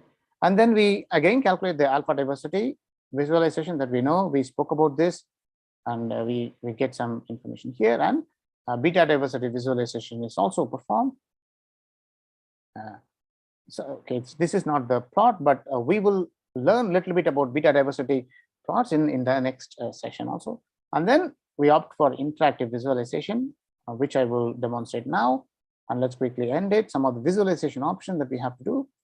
And after ending, I want you to point out the fact that look how look at the color coding of our of these steps that involve starting or pre-processing, or main processing, or mapping the sequences, or identifying these sequence commonalities or identities, and then performing some of more downstream analysis, and then performing visualization of our not downstream analysis, performing or estimating the counts, or estimating or converting these data into structural data, structured format, and then performing downstream analysis based on this structured table, and then ending it, right? We follow this color coding in all the NGS sequencing data analysis in the throughout the Tabot Bioinfo platform. So now a noticeable change in the output files is we have only one option, and we do not have multiple options. And what this one option is actually giving you is an external dashboard that you can click and let it load. And this external dashboard will actually take care of some of the changes that you want to perform to your downstream analysis. Remember, in the previous data to pipeline, which will also get this dashboard very soon, right? That interactive output will help you in some interactiveness, but you cannot change any parameters there. But this dashboard will actually help you not only in the same interactiveness, but also it will change the parameters. Like, I mean, at the basic level, I can change the visual appeal, right? This is going to change the bars language and make it a little bit more visual. And at more level, I can change the type of color, right, to make it more distinct. And at more functional level, I can choose of the metadata or of the taxonomic level, under what grouping do I want to see this abundance plot. I mean, this is done for what? Actually for family. And let's see, does it change anything if we do it for phylum? So obviously for phylum level of interpretation, this data harbors or this data has more resolution in terms of their OTUs, and hence the phylum level is actually going like giving you a bird's eye view of what you can get. But for some of the other data analysis, like that involves data 2 and other ones, maybe phylum level proportionate abundance understanding is actually very helpful. So let's go to again family. Family is what we were dealing with. Yes, we can go to one more level. Let's see if at genus level, does it have anything? Yes, you see more population at genus level, but the problem with genus level and species level is this, right? We have this other group which is predominant, right? So for most of the bacterial population, generally the taxonomic rank does not have well-defined genus. So that is why if you want to study the abundance level of this microbial population, it's a good idea, or it's a good practice to go at higher taxonomic ranks from genus level, right? At family level, order level, etc., right? So that is why people stick to family, order, or phyla level of taxonomic rank. So this gives you this difference, right? But this is not possible in the earlier data to pipeline, and once we have this interactiveness built into that, that's also possible. Okay, what do we have here? Here we have the NMDS, or metric dimensional scaling of our data, right? And we can actually color this by different difference in the what do you call that? The meta information file that we actually inputted, right? That these are the columns that is found in the sample characteristics metadata that we uploaded, right? And several of these, as we actually discussed, is not very informative, but some of them will be very, very informative. Like we first have to color, right? Our basic idea is to see if there is any separation based on our data between Rett syndrome and healthy control. So let's do the coloring according to that. Yes, so we have the coloring according to that and see, and not much of a separation, but there are some Rett syndrome patients which have some which deviate from the central cluster or centrality of the cluster. And more samples from Rett syndrome actually deviate. Can I zoom out this one? I don't know. I think I can zoom out. More of the Rett syndrome patient samples are actually coming away from this specific, from this cluster than the healthy control. So that is one of the observations that we find in the NMDS. You can add one more layer of separation based on the type of symbol that is used. Let's see if there is any correlation between the Rett syndrome separation or from the separation of the sample and, for example, body mass index, right, BMI. For this, maybe not. This is not very relevant. And maybe for, okay, BMI has several parameters, so it is actually giving you changes in the sizes and this one types of, not sizes, types of shape depending on the BMI. Let's find a simpler one. Maybe do they have epileptic crisis? Yes or no? Yes, we have epileptic crisis. Yes or no? So that will take care of the shape. And yeah, there are only, looks like squares. Where are the squares? One square is here. Okay, so this is what you will get. So this kind of changing your parameter that defines the annotation of the NMDS plot is possible only in the dashboard, and it is not possible while you are setting up the pipeline analysis, right? So it is good to have this. And that is your answer, whether you can zoom or not. So in the diversity plot, right, this is just a count. Right? What we can do is you can select under what category you want to group this. Again, my primary focus is to find whether or not I find differences in the diversities of my observed samples for healthy controls versus Rett syndrome. So for this, I see that there is a difference in of distribution in Rett syndrome versus healthy control samples, so that I can now see that the abundance level of Rett syndrome, or the diversity, I believe, is higher for the Rett syndrome compared to the healthy control. So that will straight away, yeah. This has to be done for specific abundance level, and this plot right now does not produce you diversity estimated from Shannon or Chow diversity levels, diversity indices, but that will be updated soon. So soon in this interactive visual dashboard, you will see diversity plots like the one that we discussed. Where is this? In the PDF file.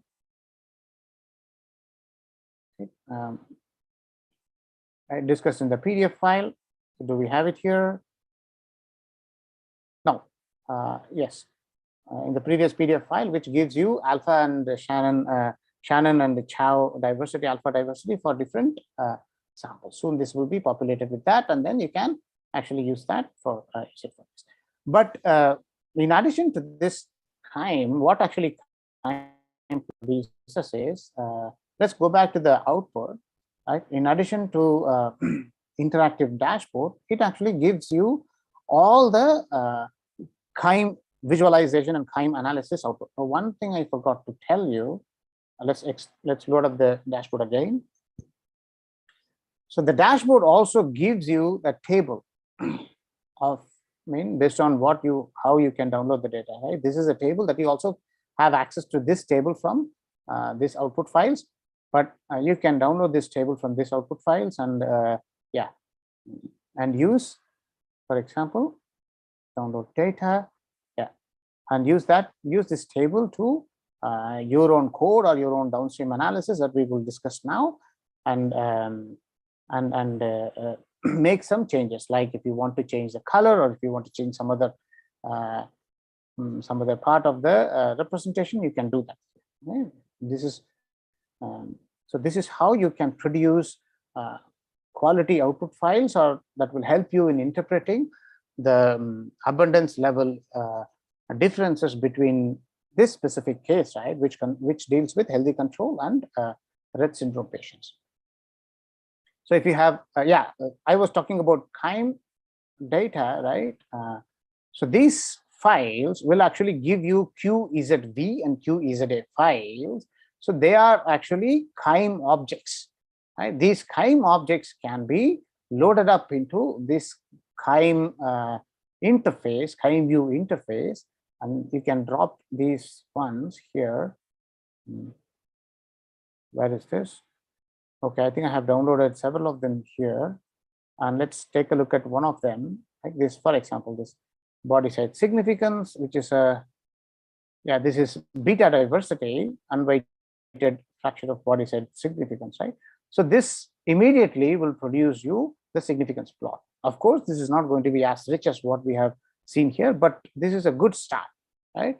So this is the added advantage of KIME to analysis, which is a wrapper around the data to analysis itself, right?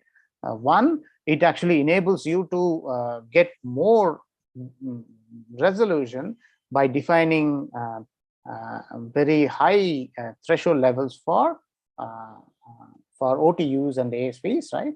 And also it produces you these visualization files, which you can load it up into KIME2 viewer so that you can view them.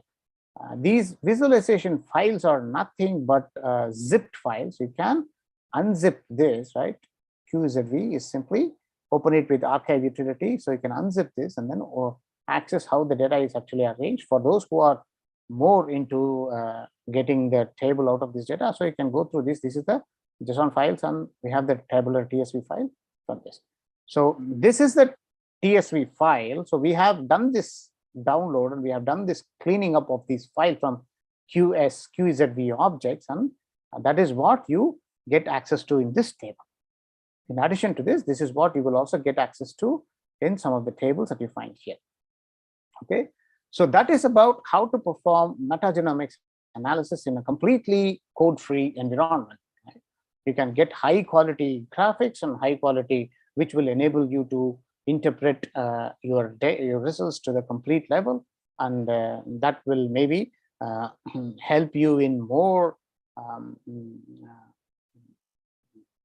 experimental decisions, and also in the story that you are building in trying to understand the effect or impact of metagenomics data analysis for the disease that you are studying.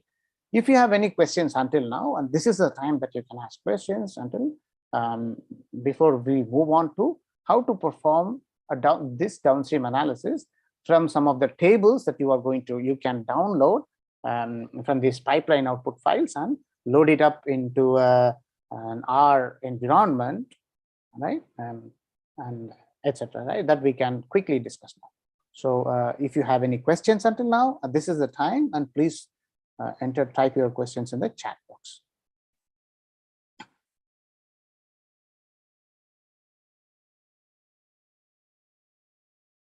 So if you do not have any questions, then we will proceed.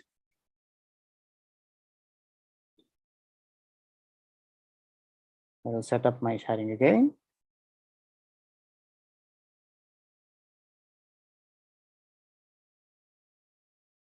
Okay, let's find my Zoom.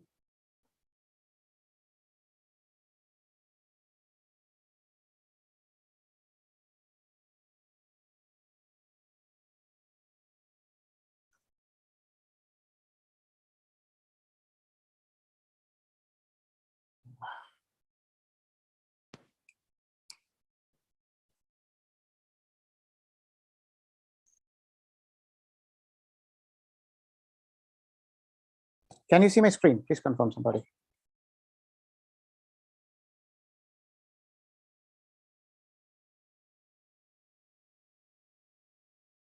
Yes, perfect. Linda, yes, that I will actually come here. The index code or the uh, um, setting up of taxa for phylogeny is actually not based on what you want to study, right? I mean, in a way, what do you mean by the index code into the taxa? I don't understand what you mean by the index code into taxa, but usually how taxonomy is actually done, why taxonomy is actually studied is for example, to eliminate some of the leaves or some of the clades that does not have enough population to to influence the distance metrics that are estimated for beta diversity estimation, right? Beta diversity parameter that is estimated. So we will discuss a little bit more about taxonomy and how they can, if you want to go into such specific into accessing that particular aspect of changing the level of taxonomy or changing what percentage of OTUs that is going to contribute towards characterizing your phylogenetic tree, then you have to do a focused downstream analysis in R or in Python. R is more suited for that. Why? I will discuss now. And so that you have more flexibility generally, right? That is why it is there. And for those who wanted to understand generally, I mean, the code-free environment with the interactive dashboard is sufficient for you to even produce extremely high quality graphics for your research projects and for publication also. So if you want very specific tweaking, right, then for example, and now at this point of implementation, that is not possible in the dashboard. Maybe in future, if the functionality of the dashboard expands to all the areas, then you will get access to that also. But right now, let's focus on how to expand. Rosina, that's an excellent question. We have a question from Rosina, which is, can the pipelines be run using nanopore data? Currently, all of the pipeline methods are actually restricted to using Illumina data, all right? Unfortunately, nanopore or long-read sequencing data is not supported. Where we are taking the FASTQ files and making them performing mapping, nanopore data is not actually supported. But when you have produced this mapping and have produced structured table or list of variants or other tabular data, then you can use a lot of other tools in the platform to perform complex downstream analysis and machine learning analysis and other statistical analysis for your any type of data generation, right? That is what you can do. But currently, nanopore data is not supported in this platform. Okay, let's go ahead again. So this we saw, the Rett syndrome this we discussed. And now in order to tell you how you can use an environment like R to understand, for example, how metagenomics is used to study the role of high-fat diet on obesity level, right? That can be performed, or that can be that is actually studied in a model system like mouse. Some of the basic advantages of using a model system as opposed to collecting or studying data from human cases, we will definitely see experience in this demo also.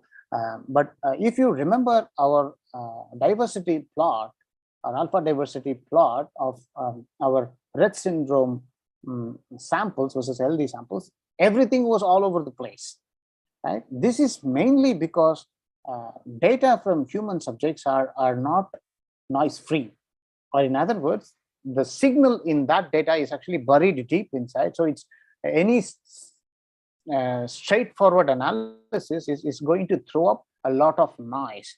So it takes a lot of trial and error and isolation, or maybe more number of samples to bring out that signal that we want to study from the human data. But for a controlled environment like a mouse sample, or in this case, we can actually do away with several of the samples, but focused focus on a smaller number of samples and perform very high quality research from controlling the environment that will influence. For example, in this study, right, which studies the role of high fat diet, right, it actually tries to find more and more evidences for the establishment or for the existence of gut-brain axis, what they call it, right? The changes in the microbiome will actually affect, is not also just straightforward association, will actually affect the behavioral aspects of the host, right? That is what they aim. By treating the mice to antibiotic treatment, we can completely clean up their microbial environment in their gut, and then we can supplement these mice supplemental microbiota from other mice that take high fat diet or normal diet, and see whether the cleaned mice's behavior actually alters or changes because of the supplementation. So that is the experimental setup. Such a high precision level experimental setup is not possible for human condition for obvious reasons. We can neither clean away our microbial population nor perform similar analysis. So, but for controlled environment like mice, we can do that. So we give the antibiotic to completely eliminate the bacterial load of the test mice, and then we supplement these mice not with the high fat diet, but the microbiota that is developed for mouse which took high fat diet, and the microbiota samples or fecal samples from that mice is actually implemented into these cleaned up mice. And again, chow is a normal diet. Again, microbiota from chow mice is actually supplemented to this mice, and see if there is any behavioral changes in the mice that take high fat diet and that took chow diet. That's an experimental setup. So for this, let's see how we can set up the data to pipeline. We already spoke about how to perform data to pipeline, so I'm not going to go over the details again one more time. So let's quickly stop sharing here and go to the associated lessons. And meanwhile, while I'm setting up sharing, we have how to select precision or particular antibiotic medication for patients using metagenomics. I'll come back to your question, Palak. Right now, it will deviate from current topic of discussion, so I don't want to focus on that right now. So I will come back to your question definitely. So hope you can see my screen. So this is for the. Can you see my screen? I do not get confirmation from Zoom. If you can confirm, that will be great. Yes, thank you very much. Yeah, usually there is a green box that tells me which is shared, but it's not. Okay. So this is the lesson or project, exemplar project that deals with this role of high fat diet in obesity for now. So you can see how to set up these analysis for this. So for the purpose of this specific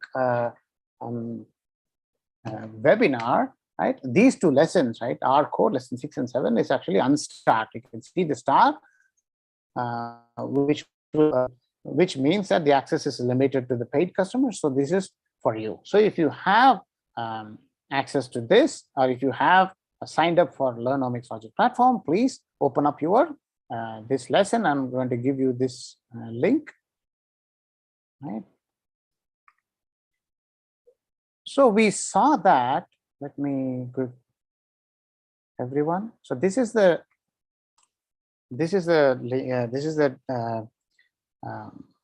web link that I'm currently viewing. So if you are signed up into the Omixlogic platform, if you click on this link, it will take you to the lesson.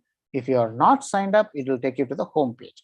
So sign up or sign in or log in, and then click on this. It will take you.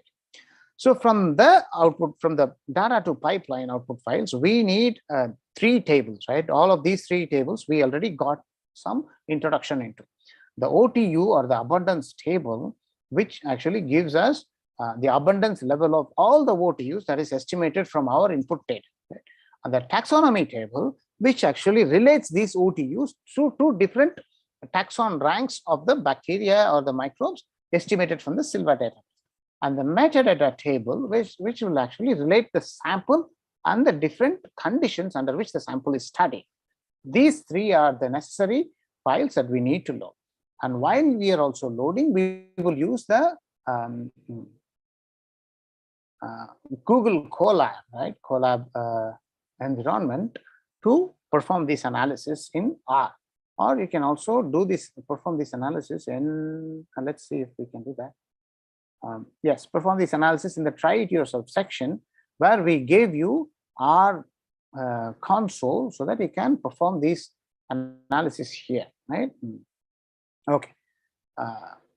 So for the sake of this one, we will use Google Colab. And what do we need to do? So this is after downloading this data into your computer, and then you can perform this analysis in R that is installed in your computer, or you can perform this analysis in Google Collaboratory. Open the Collab notebook in R, and how to do that is, okay, collab.2.r. It is not working for some reasons right now. Wait a second.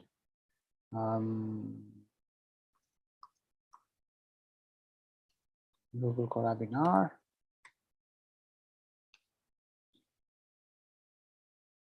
Yeah.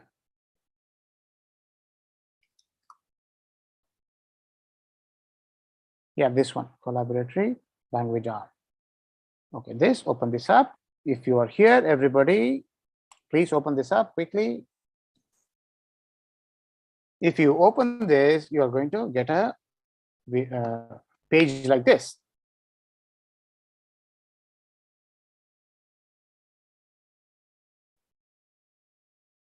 Let it load. So this is an environment, right? In spite of this saying IPYNB, this is an R environment where you can run R codes with the help of Google host time that is given to you free, right? If you have Google account, we can easily do this, and we can.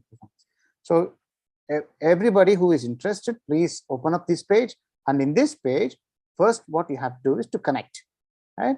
Press connect, and if you connect, it is going to convert, or it is going to change into this icon, right? Connected icon, which allocates you some resources to run, right? If you are done there, let me give an S, give me an S, and then while we will explore the usage of Google Colab as we go along.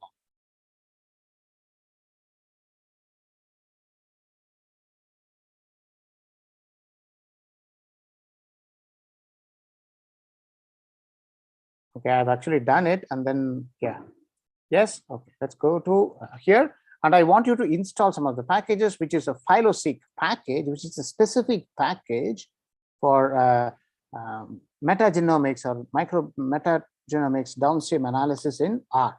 So copy this code and put it in your code block. The first block that you will see is a code block, right? If you don't see anything, you can use this and open up a block and double click inside that and paste. You will see something like this inside your code block. You won't see the install package, but you will see something like this, right? You will see something like this, and if your cursor is blinking inside this, and you can paste it like this. This is what I want you to have. If you have this, and then press this specific greater than symbol. If you press this, then you will start installing the necessary package. I can't see, okay, you can see my Google Colab page. Can people see my screen? What are you, no? Okay, what are you, I will stop and share again. What are you seeing actually? Funny, okay.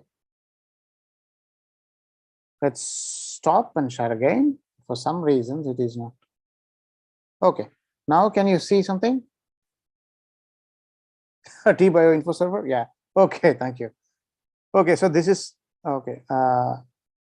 If you open up your Google Colab, I think you can, did you follow until where I told you how to connect, or you could not follow that also? There's a connect option right here where I see my tick, green tick. So you will see connect there. So press or tap on the connect. That is going to allot you some resources. And after that, you will see a box like this. if you see a box like this, then copy the codes that I gave you. It's right here, and paste it inside that box. So like what I'm doing right now, and then tap on this or press this run cell option. If you do that, I have already done it. So I'll get an output like this, which is going to install packages that is specific for that we need for running this analysis. So just quickly let me know if you have done it and it has completed installation.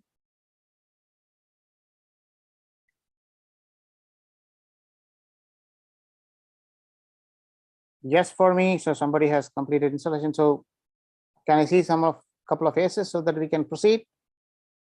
So by the way, for the codes that I am taking, or for the codes that I'm actually discussing, they are actually given in these lessons, right? Associated lessons that we are discussing, downstream analysis in R. So this is, see that this is a code block that I took from there and gave it to you. And for the next piece, I'm going to take this code, load required libraries. So again, you can also do that if you follow along. If you have this lesson, you can follow along, and you can take this code specifically and then put it, right? Open up another cell. How to open up another cell? You are going to be here or somewhere here. You want the course link. I will provide you with the course link in just a moment. So in this cell, after this, you can open up a new code cell below this by pressing this code plus code option here. So use plus code option, you will get another one, and paste your library, and then again run the cell, right? For those who wants the course link, it is right here.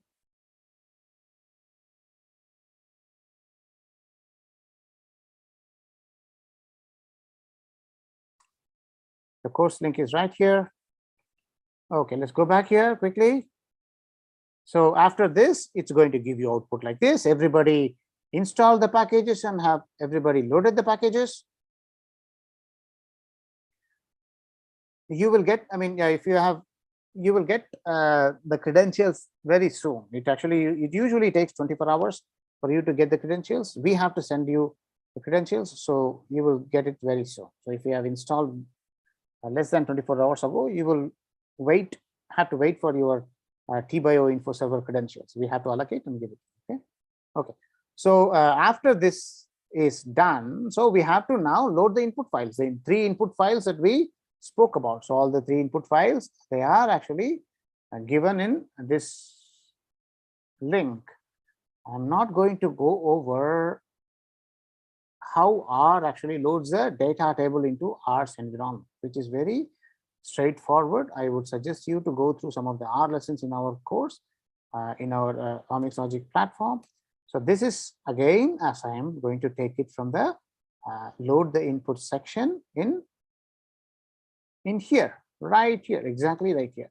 So what R actually does is, while you are loading up, I'll tell you what R actually does is, it uses the function read.table to read any tabular information, and then take it and then put it into an object that we call as data frame. A data frame is a collection of is a table which contains collection of different types of data types, different types of data. For example, in a matrix, you can store only numerical data.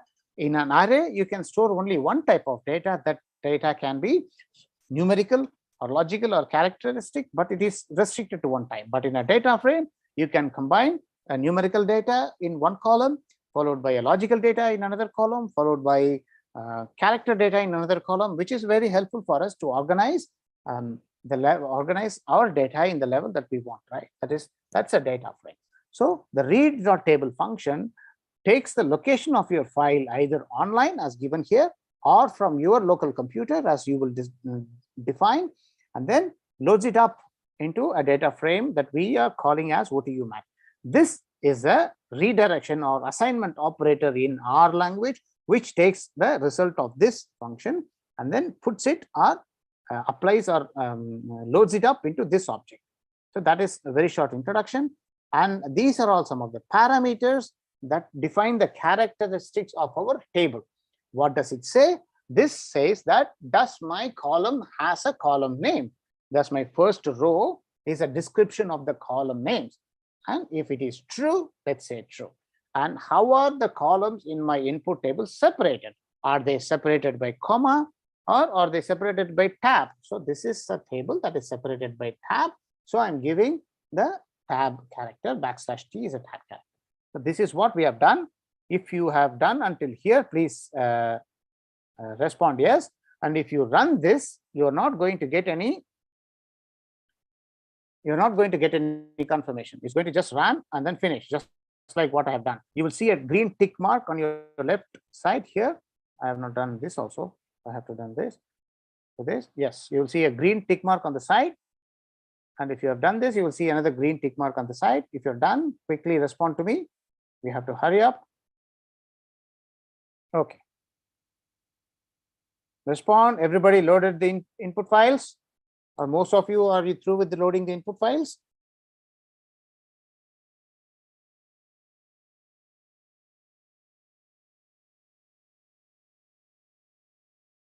Yes, perfect.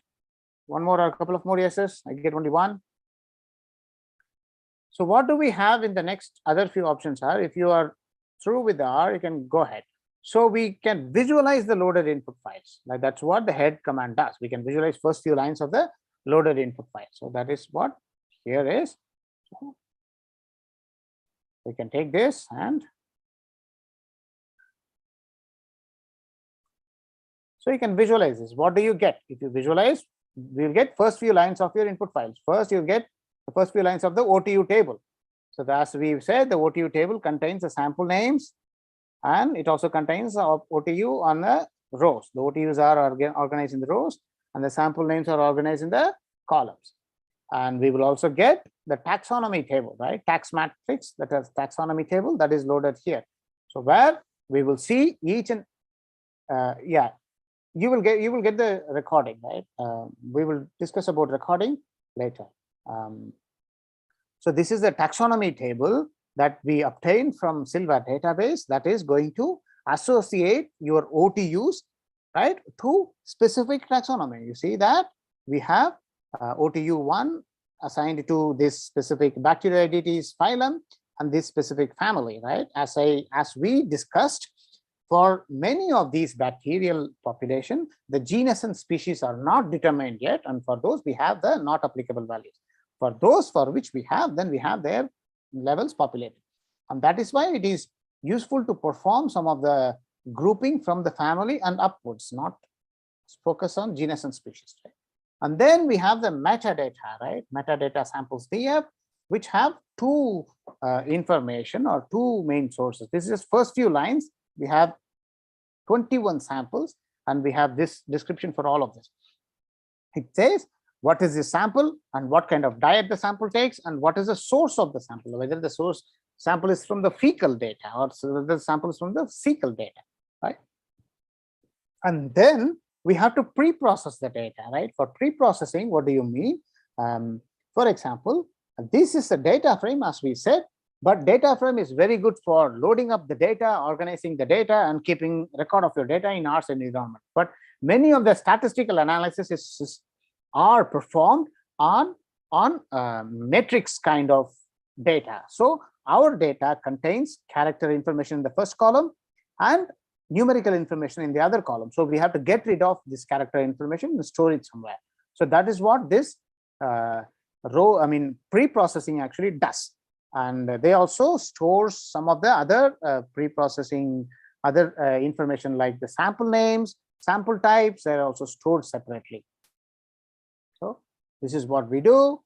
And again, this code is straight away from that lesson.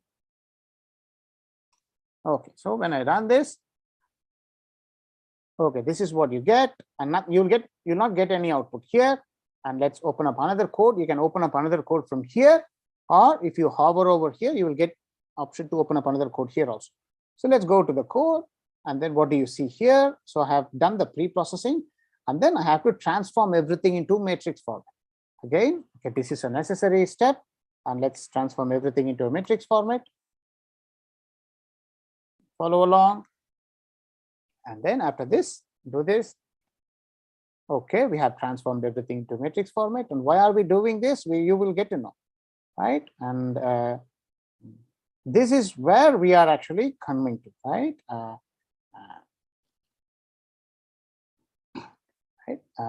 We need to take these and convert that into a phyloseq object. So phyloseq, if you are keen-eyed, if you are eagle-eyed, right? Let this copy this, and I'm going to do this. And while you are running this, run all of these, and you will get no outputs. But eagle-eyed viewers and participants will see that we have installed a library called phyloseq. As I said, file unloaded this one up, right? Phyloseq is the library that performs this metagenomics analysis. And several of the standard analysis is actually embedded into this phyloseq library. And to perform that analysis, all these 3 tables that we have loaded from 3 different files and loaded into 3 different objects, data frames, and pre-processed this, has to be unified into one phyloseq object, right? That is performed using these steps 5 and 6, which takes or which defines an OTU table in phyloseq's language and defines a taxonomical table in phyloseq's understanding language, and defines the sample data in phyloseq's understanding language, right?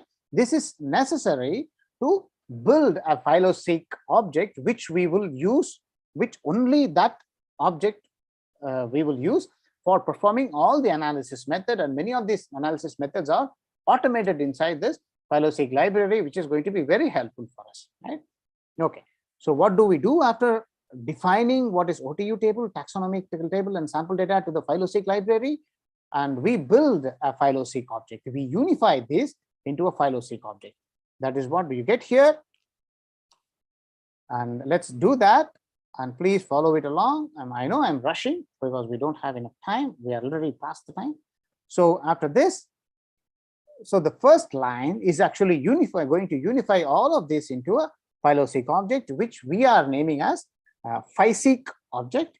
And if I'm printing out the information inside physeq object, this is what you will see. For those who know a little bit of R, the type of data is class, right? R class data type, and that has different information in it, like OTU table, sample data, taxonomical table, all of them, and their specific or respective dimensions are given here. Our OTU table is actually 474 OTUs long, and 20 samples wide. And our sample data is actually, again, as we have for 20 samples, we have 2 associations. One is the kind of diet that the samples take, and 2 is a source from which the diet is from, either fecal or seed. And then the taxonomic table has these 474 OTUs associated with 7 taxonomic ranks, starting from kingdom until class. No, species. Yeah. So, okay. So what do we do with this phyloseq object? So far, we have pre-processed and packaged the data in such a way that the phyloseq library will understand. And then we can, again, this I'm going to skip. But what this is going to produce is something like this. We can actually access, okay, this is different. Yeah, okay. We can actually access, what is this? It's the number of samples as, okay, we have the output also here. The number of samples, again, some of the specific information from this dimension, and what are the sample sums, which is going to give you how many different number of reads or files that is present for each and every one of these samples, or reads per sample that you can get from sample sums, and then the number of taxa, and then what are the different variants, sample variables that we are dealing with, and different taxonomic rank. So now, until now, we have pre-processed the data and packaged the data. And for the data visualization, again, we can start from simple bar plot, bar plot visualization at the phylum level, right? And for example, if you take this code, and then this is a code, this code, if you have run all the previous, it's going to be 8, yeah, all the previous steps, then if you run this code, this is going to run properly without any issue, right? Let's run this code and see. So what this code actually does, right? This is the only thing that is required. This code does, it plots a bar plot, and the bar plot is taking the phyloseq object that we defined, and it is actually filling at the level of phylum. If you change this phylum to genus as defined or as exactly defined here with the capitalization in the first level, it's going to change that. So you can try that. And what you have in the second line is a beautification option. You give the size for the legend key and legend text and access text and everything. These are all beautification options, right? This is absolute necessary level. So here we get the abundance plot, but not the proportional abundance plot, but the relative abundance plot that we have. So for the proportional abundance plot, again, we go down, we see here, right? We have to calculate the relative abundance, because the abundance, as you can see from this proportional abundance, from this normal abundance plot, is not uniform. For some of them, it goes from 0 to around 6,000 or 7,000. Some of them, it goes as high as 15,000, 16,000. So we don't know whether this abundance of bacteroidetes that I observe for this specific BKF21 sample is generally extremely abundant compared to the other sample, or is proportionately comparable to the other samples, right? How do I do that? You know that we can easily do that by comparing the number of abundances to respective percentages. That is what we are doing here. We are transforming the sample counts into one that is going to reflect in percentages. So that we are going to rename that phyloseq object into phyloseq object that is normalized. This is what you will do. And when you do that, the sample sums are all will stop at 100. So if you compare the previous sample sums of phyloseq object, each one of these sample will have different sample sums. As you can see here, some go as high as 13,000 and some go as low as 2,000. So all of these are now normalized to 100. That is what you will see here. And after normalizing to 100, if you take the same plot and instead of, okay, what happened here? I did not copy the second portion.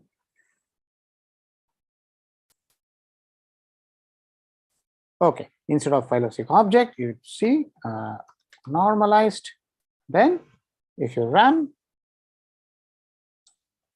you are going to produce a plot like this, right? You can change this level to genus.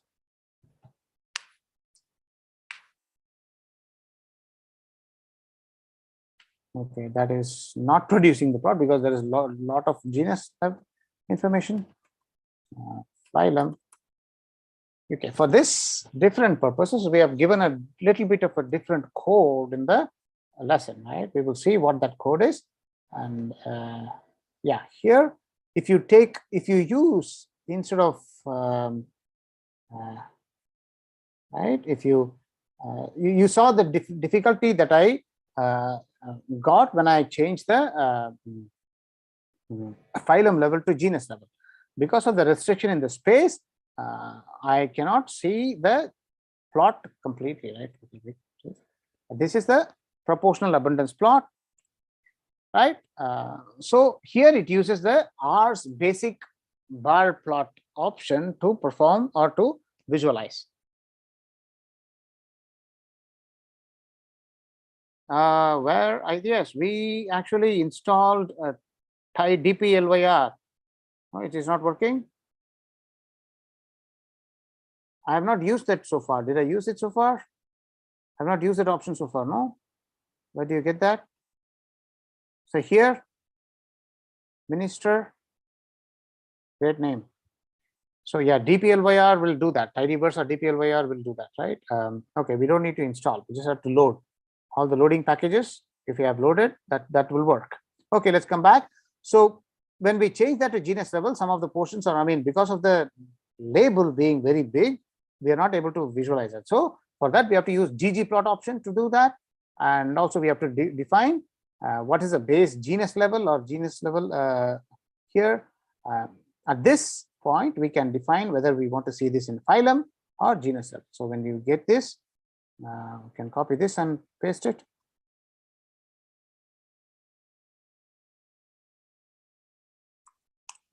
Okay. So when you run this, you will get exactly the same plot at the phylum level, and then we can see their differences. And then if I want to see this in the genus level, and I have to just type genus here, and then you can see again phyla. Why? Because here we order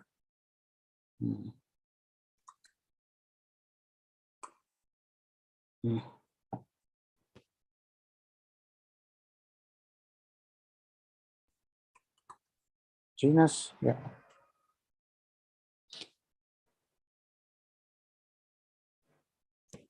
Oh, again, I'm not able to see this. That's really strange. Okay, we'll worry about this later. Go to phyla level. I think we have to define the size of the plots, right? Or yeah, at the genus level, we can say that legend, we don't need any legend, and then we can do that. In your R, if you do that, it will work. Okay, I can address this in the lessons. In this lesson, I will update what do we need. Okay, here, what do we need to do when we want to change this from the phylum level to genus level? But incidentally, because there are too many genus level, we don't want to change that to the genus level. We want to go one step higher, this level, phylum level to class or kingdom or something like that. So then that will work. Okay. Okay. So this is what we will do, and this downstream analysis for some of the specific questions that I got. Right. I'm not going to demonstrate everything. Now you get the hang of how you can access this. So we are going to, I'll ask Sonalika to keep this unstarred for some more, at least 1 more hour or so. We can practice this. And interested people can sign up and then get access to not only this, to several of the other resources that is going to help you with this. So this is by grouping these samples, not observing or not plotting these samples individually. So this plots these samples at the individual level, and this plots these samples per the group as we have in the sample metadata. The sample metadata has chow versus HFD. You can also change this group by fecal versus cecal. Okay? We can do that. And then if you come down, all of this is going to help you, for example,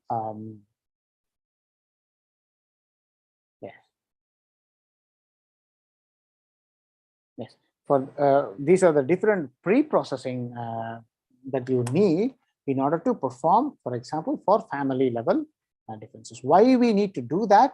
We need to do that because when you are going to perform at the level of family, we are going to have, we are going to rebuild our phyloseq objects, because at the level of family, the number of OTUs will definitely decrease. So that's what we have to look at this.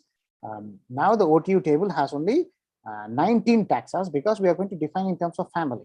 So when we have a mismatch between the number of OTUs defined and the number of OTUs defined in the taxonomy table, then we will have problems. So when we are going to define it in the family level, so we have to make this, make a new table, and also we have to make a new normalized function. Remember, the normalized function is normalized according to the general number of abundance of OTU calculated by the species level. So for the family, you have to redo this again. So when you redo this, we can check, or we can define, we can understand the proportional abundance of family. I think this takes care of the position bottom, will take care of the display of the plots here. So we have to do that also in this. Then we will know how it will work. So if you take this one, legend position right, so we change that to, well, let's say genus, and here also genus,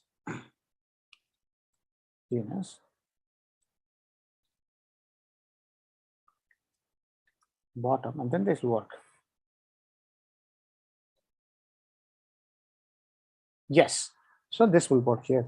This is to do it in the genus level. Okay, So you get the hang. So that's what we do. So more and more customization is possible. This lesson deals, the first lesson or lesson 6 deals with creating these various abundance plots for different at different levels for our sample.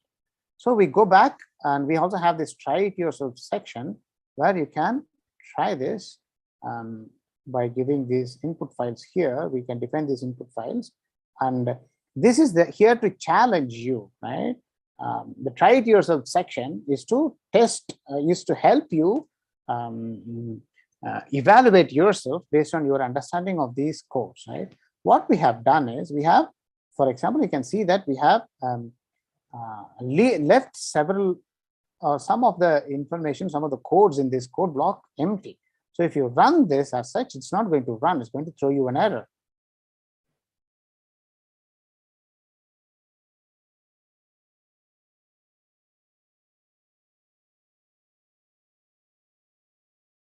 Yeah, it's going to throw you an error. But if you convert, or if you take the input files link and press the link here and convert these or complete these syntaxes, and then it will run. Let's try one example.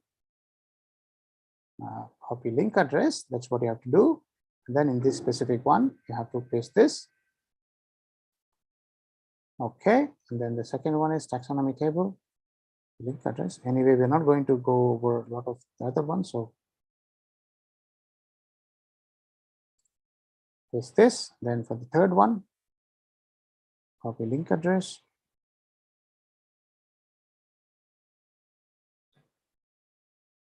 Okay, so we have this one ready, and then what is missing? Transformation into matrix is missing. We actually done that here. So let's take it from here. Transformation into matrix is this is missing. Copy this.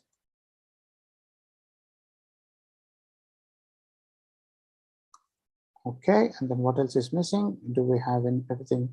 I think okay, sum up the number of all reads per sample. This is sample sums, and yeah, that is okay. I think when you run this, then it will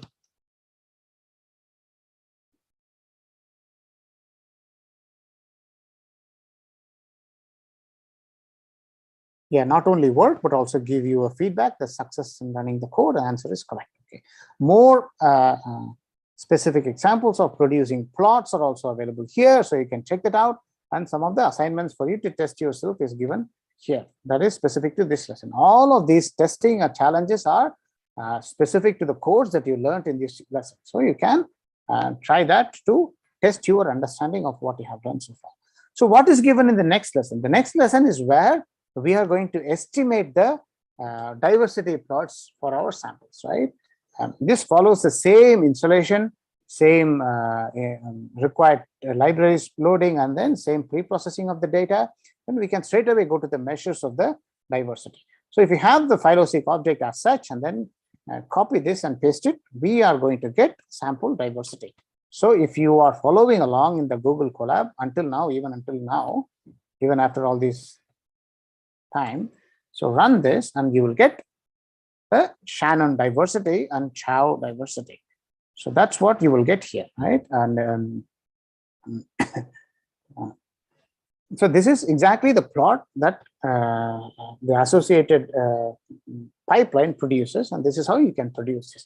Here you will get much more options of identifying some of the I mean, you can move this around, and you can change the width and background, everything that you can customize according to your necessity, right?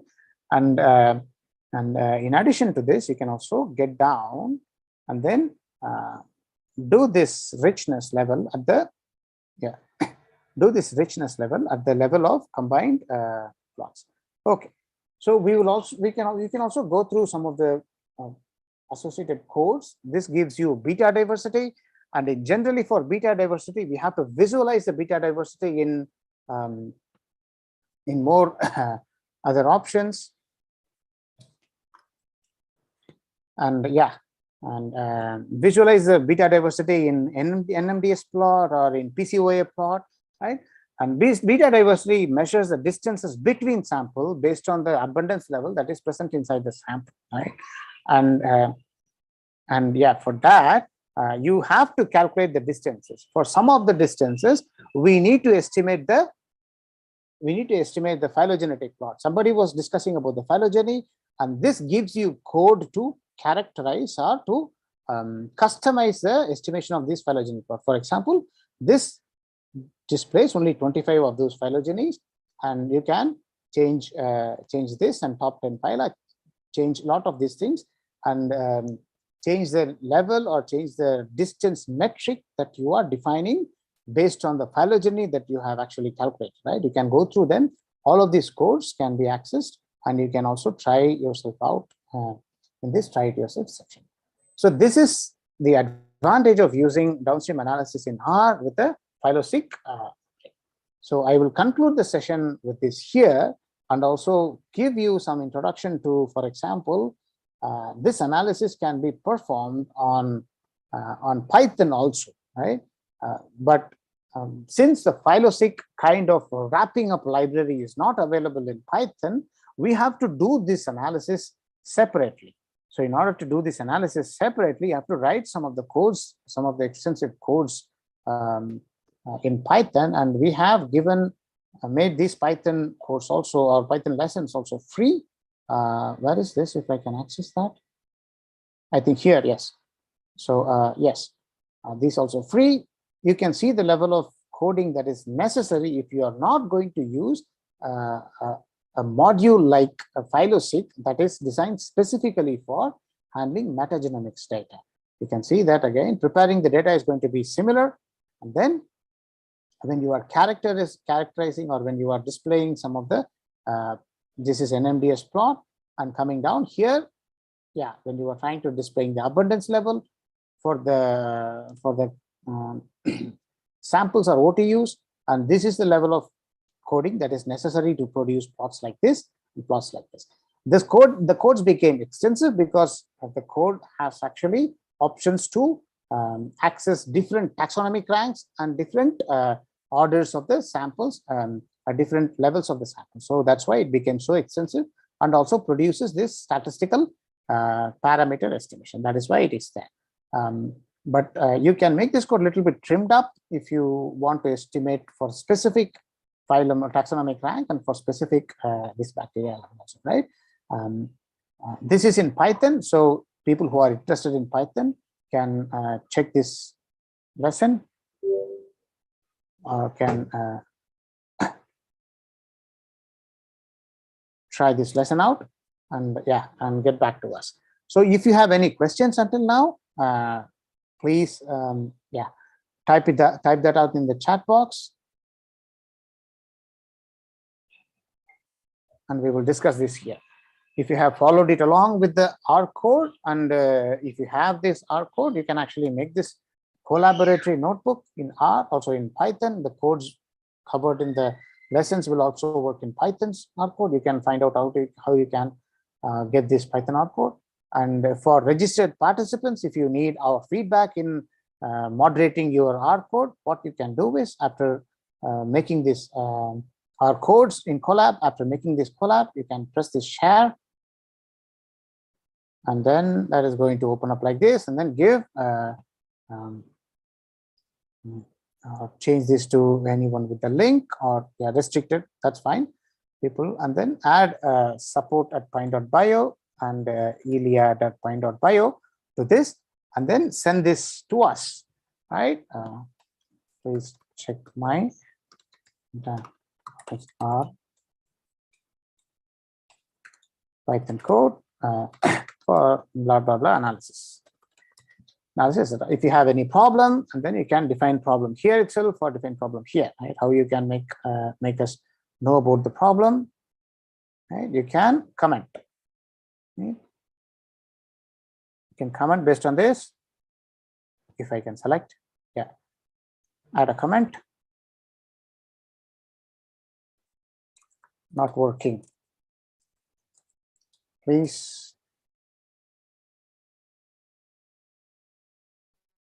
So if you can add a comment and then share this notebook with us, then we can check this, and then we will find some of the changes, and then point you out in specific set, right?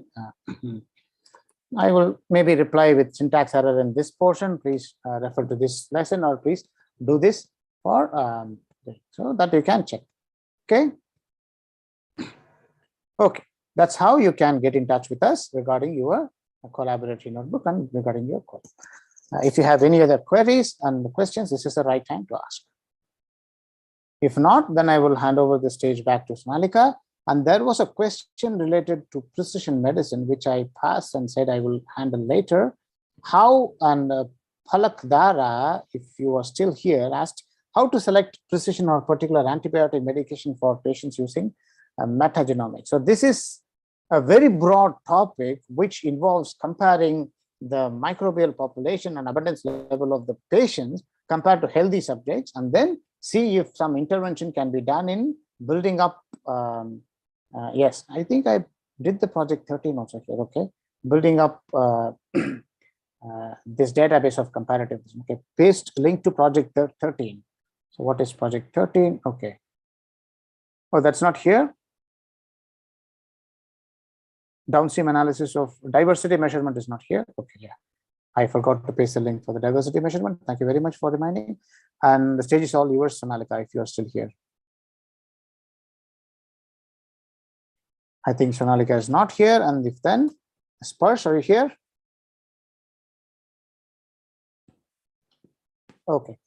And then with that, I think we will conclude today's session. So interested people can participate, interested people can sign up, and you will receive how to access several different portions of the Omixlogic platform and also the portal in separate orientation session.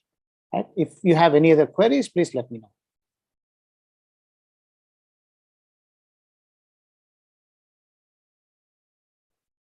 Okay, if you do not have any questions, and then we can complete the session or complete the webinar for today.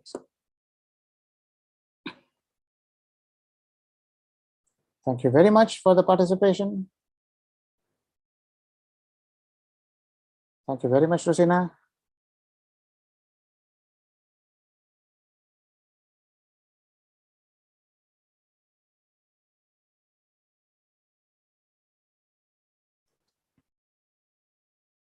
Thank you, and hope to see you all in the Metagenomics program that we are going to host in fall. Thank you very much.